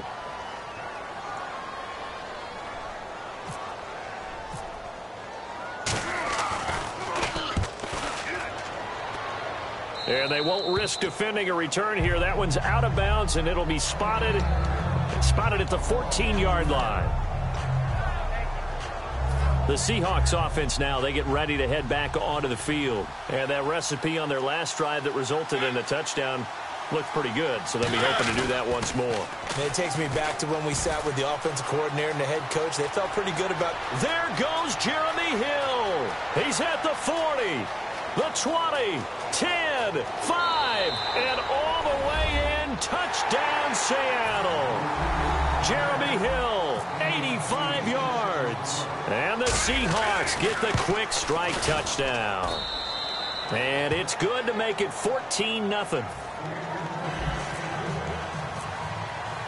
Now, after the touchdown, here's Santos to kick this one away. This is fielded at the goal line. They'll bring it back to just about the 25, call it the 24-yard line. And San Francisco gets set to go here. And down on the scoreboard, certainly needing to avoid what happened on the last drive, punting the football. Sense of urgency has to take over for them here. They know the score. They know the situation. And by the way, the punter no longer exists for their offense. That's how they have to treat this drive. They need points. Big time. That throw good for 4. It's 2nd down. And they're 6 yards away from picking up the first here on 2nd down.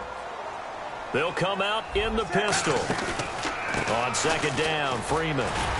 Across the 30 to the 31-yard line. 2 yards on the carry there, and it's going to lead them to 3rd down. And now it looks like they're going to be in the hurry-up. From the gun on 3rd down, Newton. And Amendola with a catch. And he's going to have a first down as he's brought down at the 44-yard line.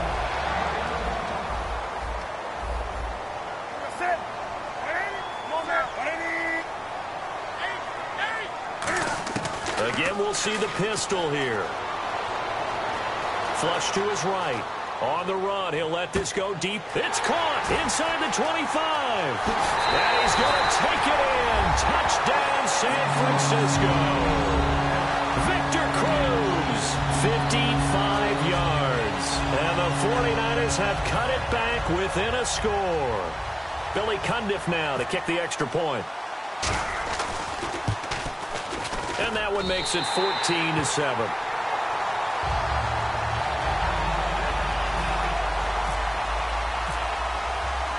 The 49ers ready to kick it away, and here we go. That's fielded in the end zone.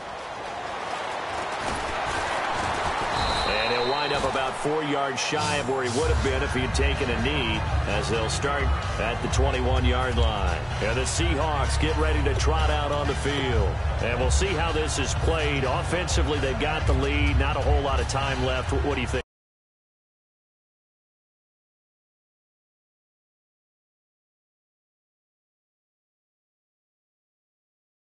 Tempting to try and add to your lead, but a mistake there, that could change things in a big way. I say go ahead, take the knee, get on out for the half. Now whistles come in. We're going to get a timeout here by the offense. It's just their first, so they'll have 2 remaining here before we get to halftime. They isolate Hopkins on the left side. Now a play fake here on 1st down. It's caught. It's Dennis Pittum. And he's finally taken down, but not before getting across midfield and across the 45-yard line. That's the type of play there that puts a defense in a stress. Marcus Mariota on the run. You don't know whether he's going to take it downfield or throw the footballs we just saw there. And boy, was he accurate with that one. And, you know, the Oregon coaches offered him a scholarship without ever seeing him start a game because they saw him in camp. They saw plays like that, offered him. He didn't start very much in high school, but he started a lot once he got to Oregon.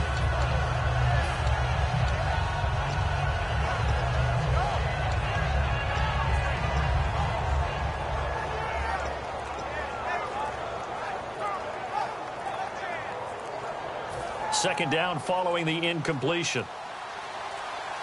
Play clock hit 0. Don't know what went wrong there, Charles, but it's going to cost them 5 yards. Has to be some organization from the sideline. Sometimes when you're trying to decide on what play to send in, the play caller has to move a little bit faster.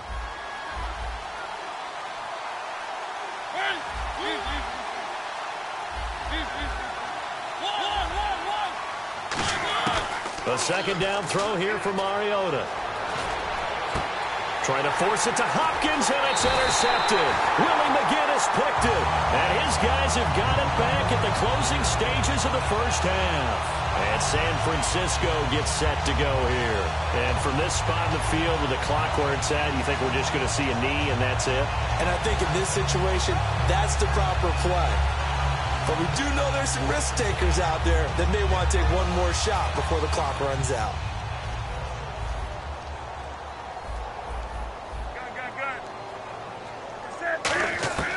Now following the interception, here's Newton. He's going to look deep down the field.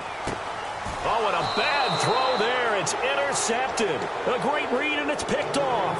And his guys have got it back at the closing stages of the first half. And Seattle now ready to march onto the field. And you got to think, if this is anything other than just taking a knee, I'd be very surprised. Yeah, they've got enough to talk about at the half. Why do anything else? Just get out of there. They start the drive on the ground with Hill.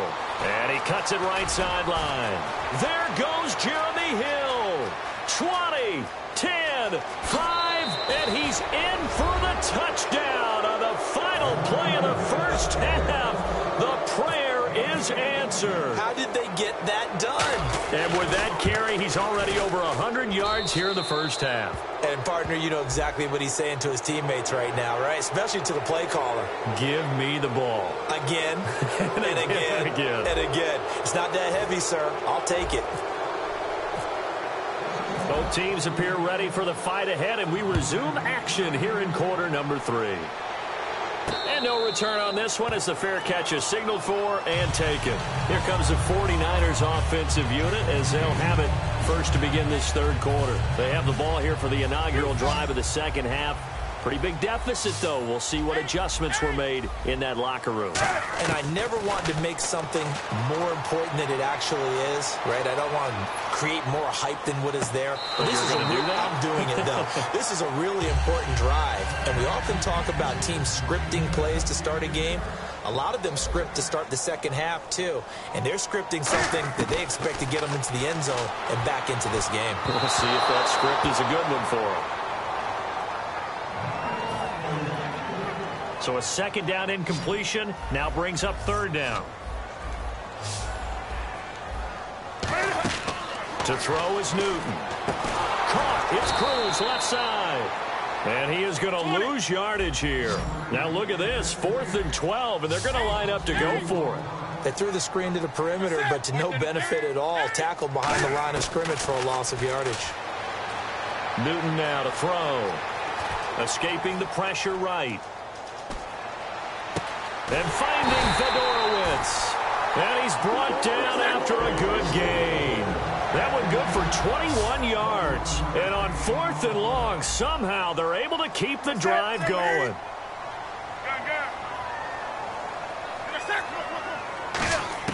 Now a first down throw for Newton. Looking deep now for Amendola. And they went big on first down. Proves unfruitful. Danny Amendola, that was the intended target. That'll bring up second down. Brandon, I came out of my chair on that one. A lovely-looking deep ball thrown. They were just unable to connect. 2nd and 10. Newton again. He's going to take another shot here. Trying to get it to Wheaton, and it's intercepted. A great read, and it's picked off. And a big turnover there. A look at the offense now here, coming back out on the road for their first possession of the second half. And coming off a one-play drive that was so deflating for the defense, what's their mentality? How do they rally here and stop this offense? Well, hopefully there's some determination that sets in, because they weren't ready to go on the last one. Give all the credit to the offensive guys for getting it done, but to allow a run of that length, that's just not being prepared. So now, are they determined? Are they ready to read their keys and make the proper plays? And we'll see how determined they are. They come up in an offset eye. To throw Mariota. Screen play, Johnson. And that play will go nowhere. Losing yardage back near midfield at the 49. Got to give some credit there defensively. They snuffed out that screen early on first down. Really read it well, didn't they? Because they didn't bring the pressure that they expected. They covered all the passing lanes. So once you see it break down as the passer, I think in this situation, you're either throwing it at the feet of your back to make sure no one picks it off, or you throw it away, throw it over the sideline. Don't try and freelance and try and make a bigger play. There's really no one else running a pattern that should be open. And he's brought down. And 15 yards there on the catch and run. Fresh set of downs here. They come out 5 wide, 3 of them to the right side. Mariota on first down. Out on the right, this is Cruz. 5 yards on the catch there, brings up second down. When you see zone defense and you know you've got a drag route on as your primary call, you've got to be really careful as a passer about how far you let your guy go, because he might wander into some tough coverage. Now a pitch out to Hill. And they'll be inside the 25 now at the 24. 7 yards there, good enough to move the sticks. Any team that runs the toss and runs it successfully, that means they win the battle on the edges. That means you seal the edge in order to let your back get to the corner. They got it done there for a very nice game. They'll come out in the pistol. They go play action here on first down. Looking for Watkins, and it's intercepted. Picked off by the Pro Bowl safety, Cam Chancellor. This defense figured out something in the locker room. That's 2 third-quarter picks now. And you just wonder, did he get too comfortable in the locker room himself? His team has the lead. Take care of the football. He's putting them in jeopardy right now.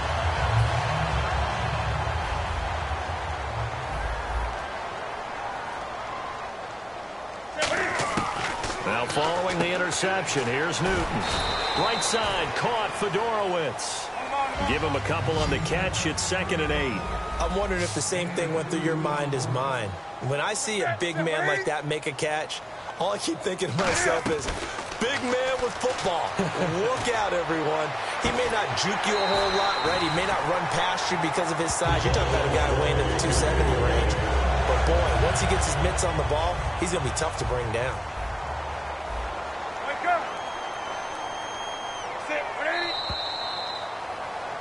Back now here in Santa Clara. It's 49er football, but some ground to cover. They find themselves behind as we hit the 4th and final quarter.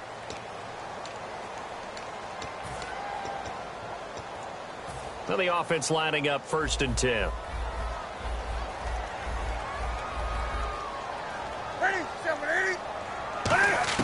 On 1st and 10, Newton. He's going to air it out deep for Amendola. And this is, oh my goodness, he pulled it in one-handed. A big play there for the Niners. 46 yards. Gotta love the catch. I think you gotta love the gloves as well. Yeah, these one-handed catches, that was great. And they're fun. They become a little more ho-hum, aren't they? Yeah, they really are. And I know. And look at this. Cam Newton intercepted a 3rd time. A great read, and it's picked off. And a big turnover there as his guys will get the football back. The Seattle offense now set to come back out on the field. And in enemy territory last time through the interception. We'll see what they do on this drive. Can't wait to see how it alters what they decide to do in play calling. Do they continue to throw the ball? Do they want to lean more on the running game? It'll be an interesting sequence of plays that they've got coming up. Does it often affect the play calling with the interception? How much does that change what you do?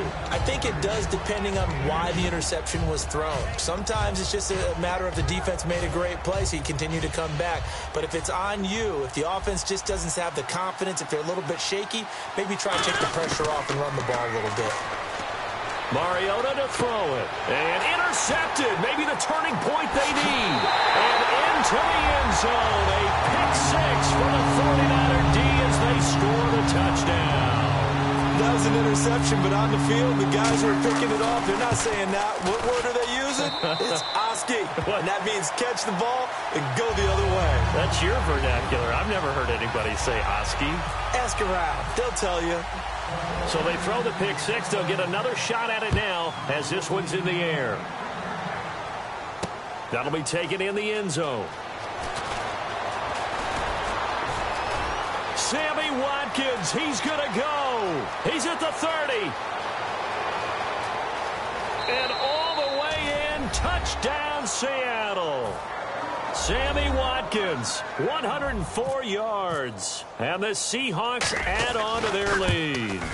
A big-time special teams play here in the fourth quarter to extend their lead. And coaches preach it all the time.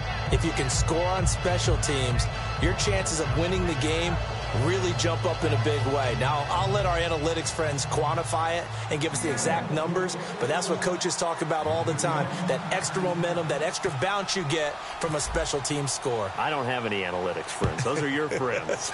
I'll claim them. This fielded a few yards into the end zone. And he is out of bounds here on the return.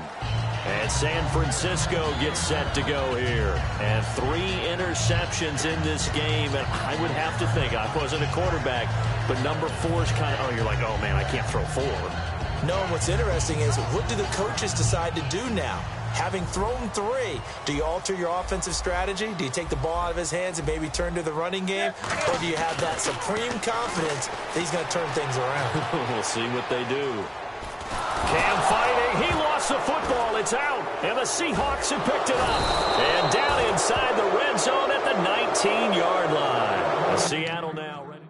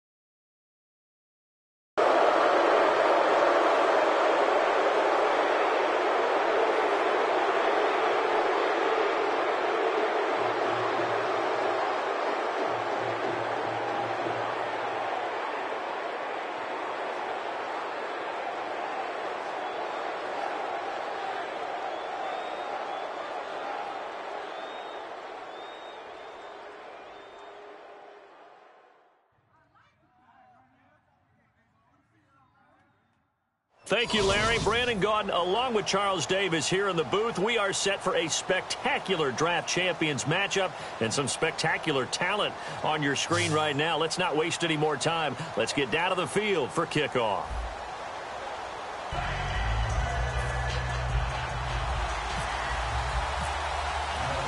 Minnesota's kick team ready, and the Vikings moving away. Fielded about a yard deep. And he'll take it up past the 25 to the 26-yard line.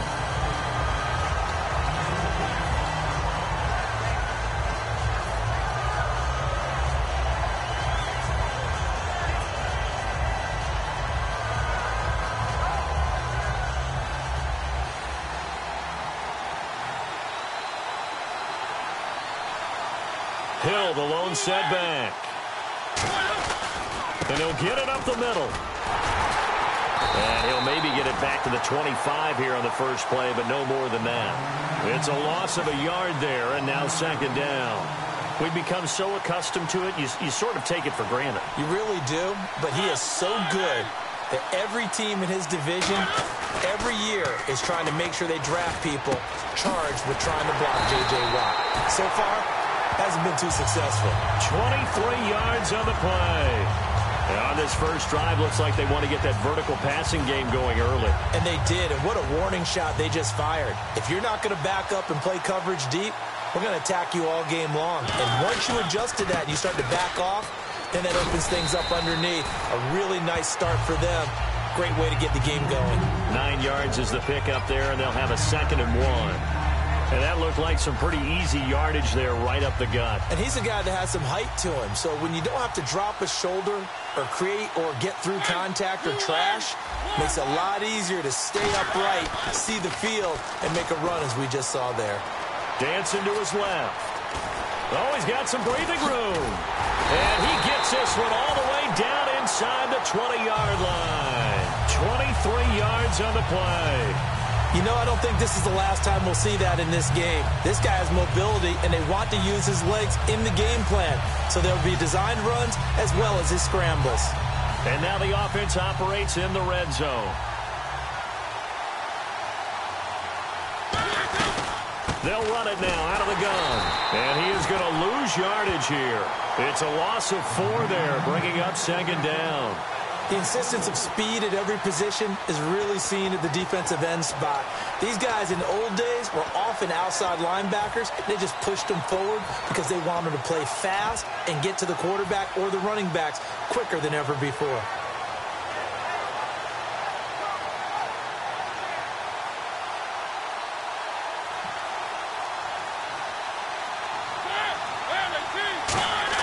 They'll try to throw now. Mariota. Down the numbers. There he goes. A great read, and it's picked off. Past the 20. And he will take this one home. It's a touchdown. And the defense could not have written a much better script than that first drive, pick 6. The offense never got a chance to really get oiled up there, did they? But the defense, they certainly got in gear. What a big-time play and a great way for them to start. And now the offense, they've got to turn things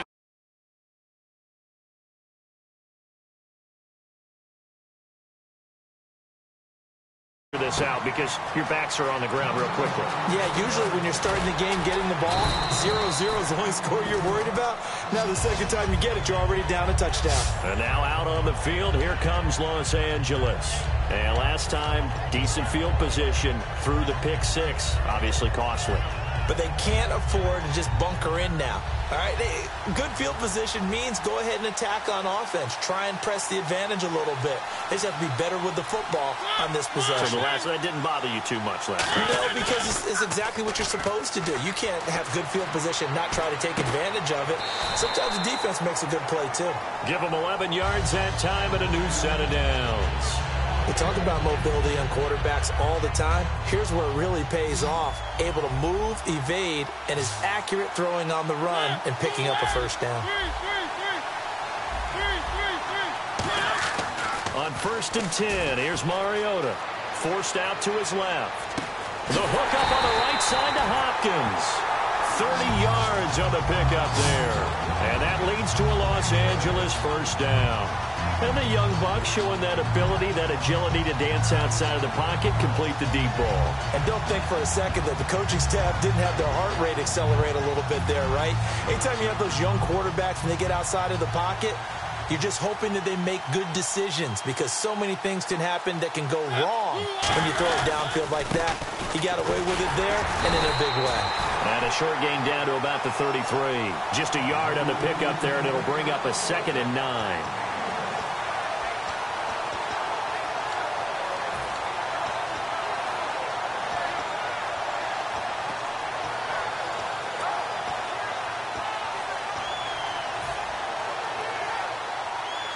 Looking to jam the receivers at the line here. Press coverage look defensively. Play clock winding down. They just get the play off. Now Mariota. And this one complete to Jermaine Gresham. And they'll be inside the 25 now at the 24. Back live now to begin the second quarter with Charles Davis, Brandon Gaudin. It's the Rams with a football to get us going. And they're on the move here. They've got it 1st and 10.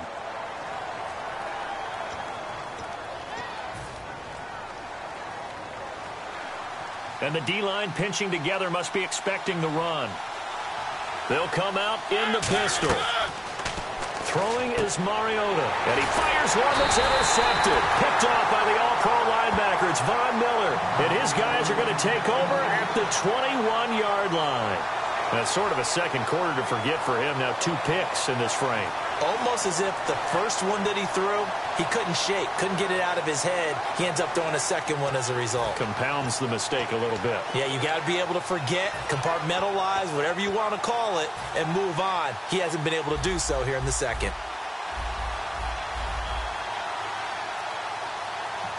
Henry, the lone man in the backfield.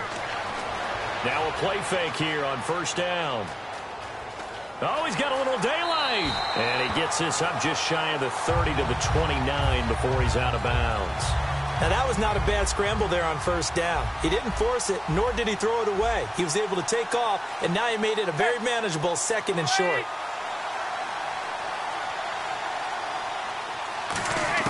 Manning to throw on 2nd down. And the hit jarred it loose.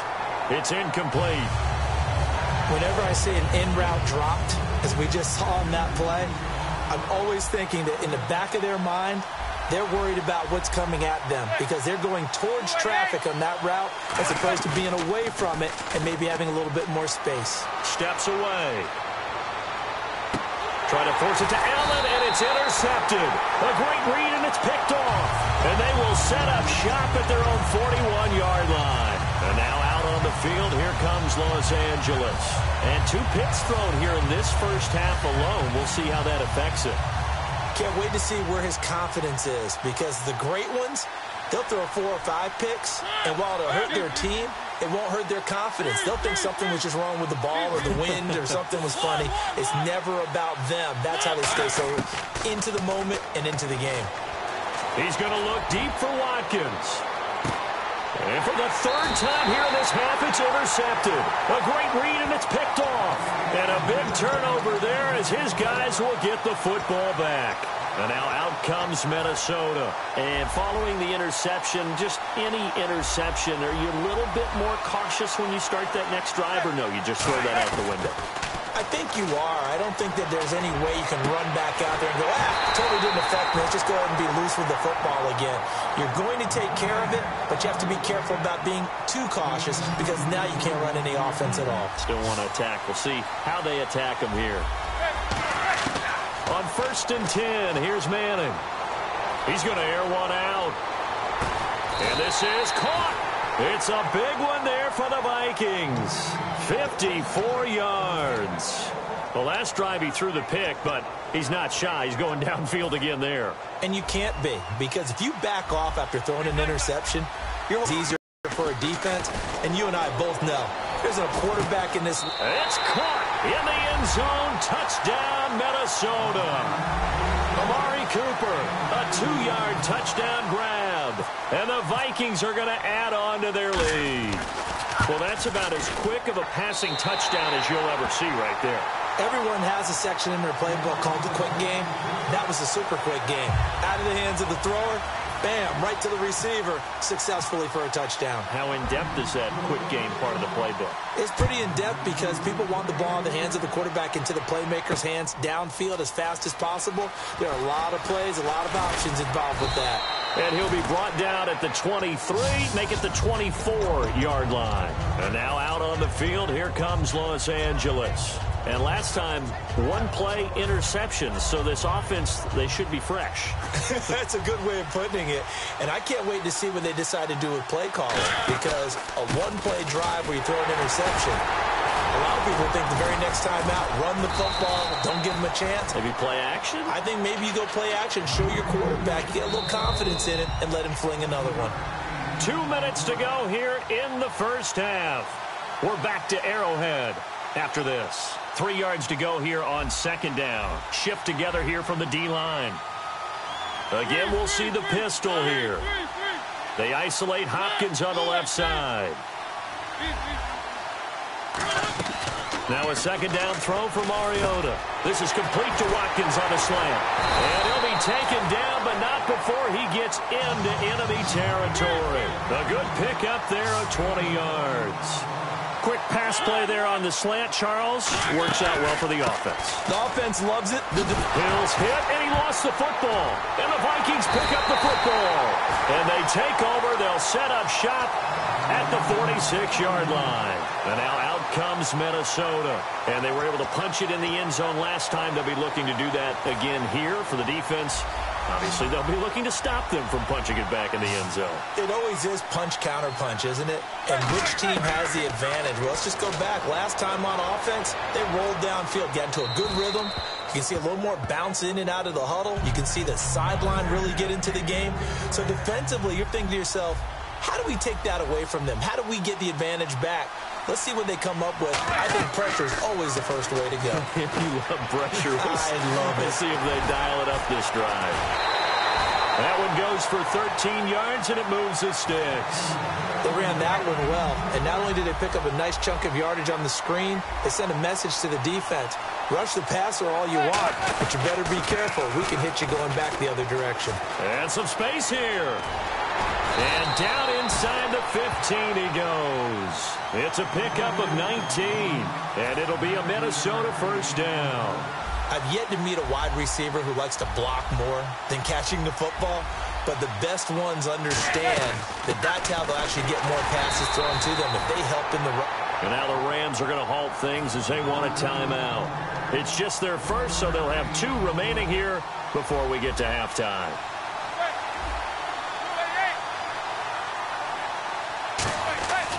On second down, here's Manning. And an incomplete pass.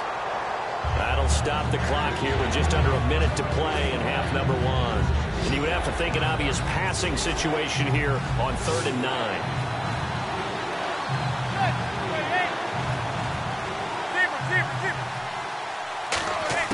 Throwing is Manning on 3rd down. Flushed out right. He can run for it, and he will. It's a gain of 5 on the play, and that's going to make it 4th down. Well, partner, nothing comes open here, so he decides to escape out of there, and he doesn't pick up a first down. He does gain additional yardage to set up a possible field goal attempt if they decide to go that route. So the drive takes him inside the 10, but it ends with just 3. And a nice job defensively to rise up and make sure they didn't get in. Minnesota's kick team ready, and the Vikings boom it away. That's fielded in the end zone.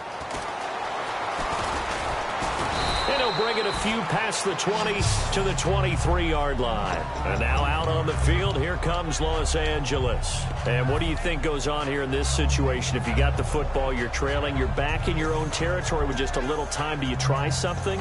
You're thinking about jump-starting your team, right? You just mentioned it. They're down. They're trying to get back into the game. But you got to figure if something goes wrong, you may have put yourself in a spot where you may not be able to come back in the second half. Managing risk, this is a big decision here. And he couldn't hang on. Would have been their 4th pick of the game. Instead, second down.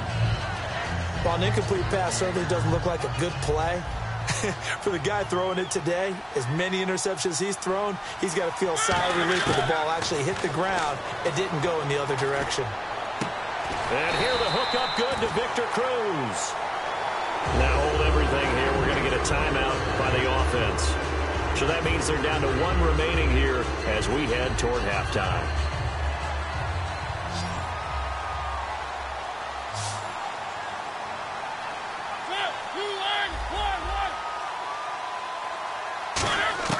A first down throw for Mariota. He's going to launch this thing way downfield. And this is caught. And he's going to take this one in for a Rams touchdown. DeAndre Hopkins, 55 yards. And the Rams are able to cut into this lead. Yeah, you heard it, right? Exhale. You heard the exhale, and I'm taking that from their bench because finally, right before the half, they find a way to get the ball in the end zone and get some points on the board. Maybe they can use that to kickstart them for the second half. Yeah, just to get something before going into the lockers. And now in the second half, if they can just tighten. That's what they want to do, tighten down everything they're doing, and then maybe explode at the right time. And now out comes Minnesota. And with time quickly fading here in the second quarter, not sure how aggressively, offensively they want to play this. I think we'll find out just how much they trust their guys in this situation if they decide to take a shot. They come up in an empty set. 4 wide receivers, 1 tight end.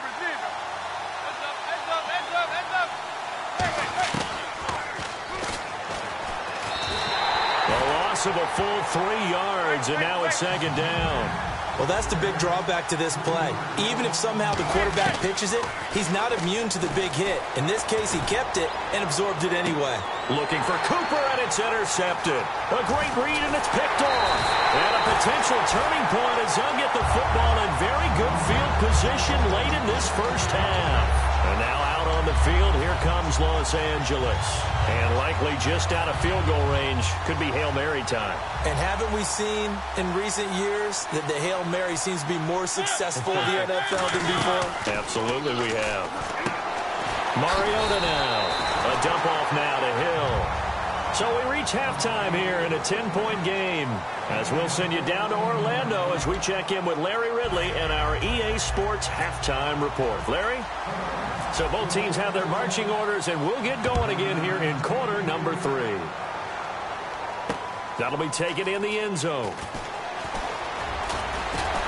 And with the new rule, that decision to bring it out will cost him about 5 yards as he only gets to the 20. Out come the Vikings. They'll have it first on offense as we begin the third. They built a good first half lead. Now they have a chance to add on to it. And what I'm thinking is that the offensive staff spent the entire halftime just working with them on, here's what we think they're going to do to attack us in the second half. Nice first half that we've had, guys, but be prepared for some change-ups. We're going to see them when we kick it off in the second half. See how they handle any adjustments that might be made defensively.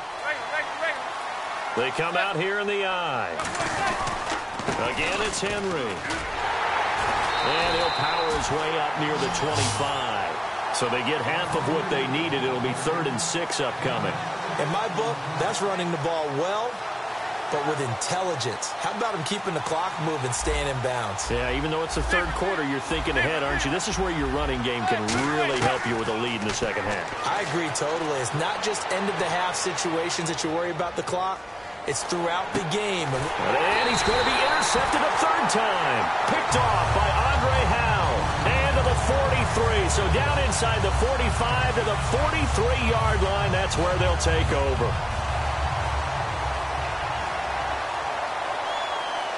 They isolate Hopkins on the left side. Now a play fake here on first down. And he fires one incomplete. Jeremy Hill there was the intended target. And that'll bring up second down. 10 yards still left on second down. Hill, the lone setback. On second down, Mariota again. Caught. Dennis Pitta. And he'll go down here at the 35-yard line. And they'll get 9 there as that sets him up better for 3rd down. And he's the epitome of what we call the move tight end, a guy that you can line up anywhere, in the slot, out wide, in tight. Doesn't really matter because he has such great skills. You want to utilize him in all aspects of your passing offense. And there he was in the slot for the catch. And he's able to pick up the first before he's taken down at the 27. On 3rd and 1, it seems natural to just turn and hand it to the biggest guy you have in the backfield. But usually, he's not the primary runner. So for the defense, they're often keying on the running back because he's the guy who gets the ball more often, and the fullback is the blocker. When he ends up carrying the football, that's a heck of a tendency breaker, and now you're just trying to jump on his back and hold on. 1st down, Mariota. Caught left side, Hopkins. Give him 12 yards on that one. It earns him a fresh set of downs. That was a nice completion on an out route, and those types of plays are the result of arm strength by the quarterback and timing by the receiver. And the next snap coming inside the red zone here. They'll hand it off now. Hill. And he's going to be met at the line of scrimmage and taken down. Credit him with a 1-yard gain there to make it 2nd and 9. In order to play really good run defense when you're playing a 3-4, those 3 guys up front, the nose tackle and the guys they call the defensive ends, they're usually big, big people. Nowhere to escape, and he goes down. J.J. Watt in there to bury him for a loss of 11. Sometimes I watch games and wonder why they use play fakes on certain passing situations because it's not going to fool anyone. I don't know if that was the case here, but the end result was the same. No one fooled. The quarterback was hit.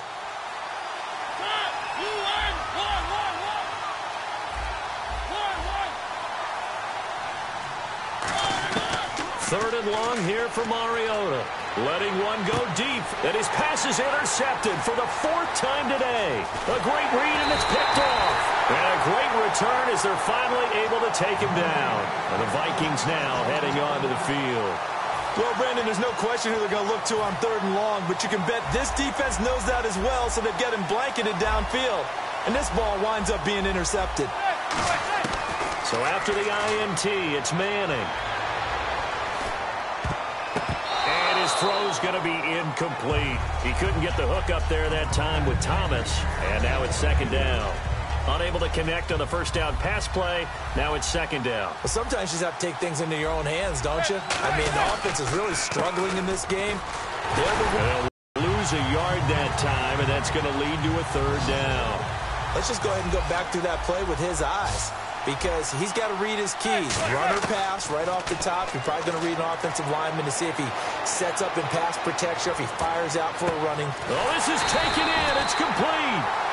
And that one results in 35 yards. We're back now in KC. It's the Vikings in possession of the football and the lead. They'll be looking to add to that total as we begin quarter number 4. So after that big gain, let's see what else the offense has up its sleeve. Henry, the lone man in the backfield. From midfield, here's Manning. Rolling to his right. Now he's going to throw deep right side. That's caught inside the 20. They give him a gain of 38. Well, even after all those interceptions, he's not deterred, still confident to go deep at work there. I think all the old rules about playing that position still apply. If things go wrong, you still act like you're the best player out on the field. You still carry that supreme arrogance with you and continue to fire the ball. I've seen guys have games like this, and this is where you find out if you're great or not. Can you overcome some interceptions and still lead your team to victory? They'll run it again with Henry. He pushes forward for maybe 3 down to the 6-yard line. And in this situation with a lead 4th quarter, they're liking keeping the ball on the ground, I'm sure. That's just smart football, but you know the defense has to know it as well. They've got to stop them here. So now we're going to see that loaded. And intercepted. Maybe the turning point they need. A great read, and it's picked off. And now out on the field, here comes Los Angeles. Looked like they had something going last drive. Then the interception happened. Will they recover? The memory they need to keep with them is that they did have something going. They were moving the ball on offense, had a nice sequence going. Don't worry about the other part. You can't get that back.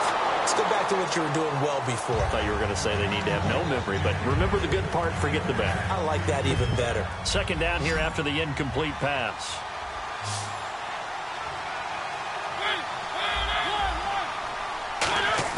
Throwing again, Mariota on 2nd and 10. And he'll be hit as he releases it, and that'll fall incomplete.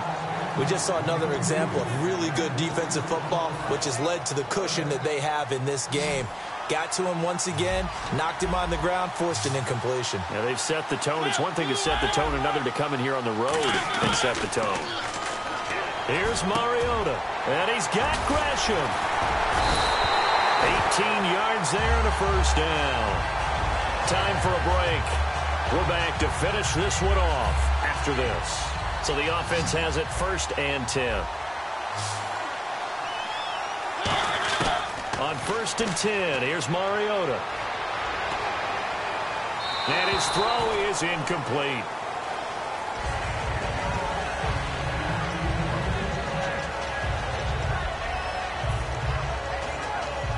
Looks like the defense in press coverage here. Possible run anticipation here as the D-line sandwiches together. Here's Mariota. And this is intercepted, and that should do it. A great read, and it's picked off. And his guys are going to take over at the 39-yard line. Now the Vikings offense gets set to take over here. They're in a good spot. 2-possession game, barely, but a 2-possession game here late. Now they just have to put this game on ice. Let's face it, right now, they're talking about ball security, taking care of it, not allowing anything crazy to happen, because we've seen nutty things happen down the stretch, but they also have the security of the scoreboard. With that type of a lead, even if something goes haywire, they're still in good shape. On 2nd down, here's Henry. Oh, he shifts past him. Only a yard on the gain there, and that'll set up 3rd and 13. The offense is in total control right now, and while they don't want to be in anything close to a hurry-up, they want to make sure they do things with discipline now. Get to the line of scrimmage, line up correctly, take time off the clock, snap the ball late in the play clock, and run the game out. It'll be a gain of 8, but it'll also lead to a 4th down. Well, now the Rams are going to halt things as they want a timeout. It's just their first. They've got 2 more to use here in the final stages.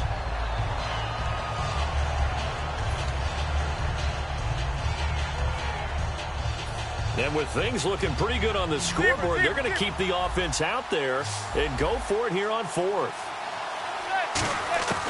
Manning to throw for it on 4th. Looking deep in the direction of Cooper.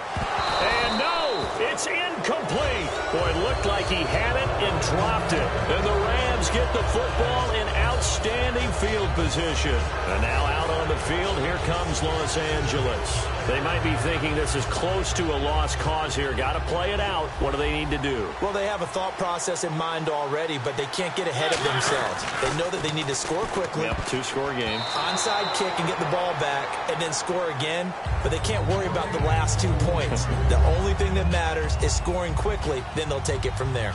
It's always a good play when you're able to bat a ball away or down, because if you actually tip it in the air, now the offense is getting a second shot at catching the football. And this is caught now for a late touchdown. So hold everything here. This one's not over yet. And there's the touchdown that they needed, so they'll celebrate. But the guys on the sidelines, they've got to stay focused. The onside kick team, they need them to get the ball back. Yeah, part 1 of the equation done. Now they need to convert and get that onside kick. So still a chance with just over 20 seconds to go, but they need to get this one back, no doubt. And this is going to be recovered by the hands team.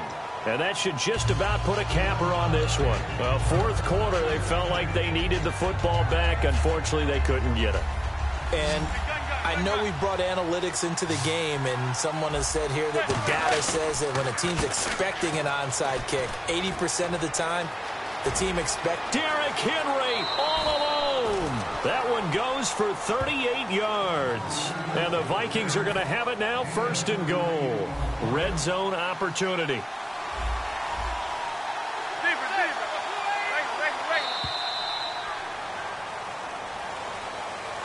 Well, as always, partner, an extreme pleasure to share a booth with you. I have to say,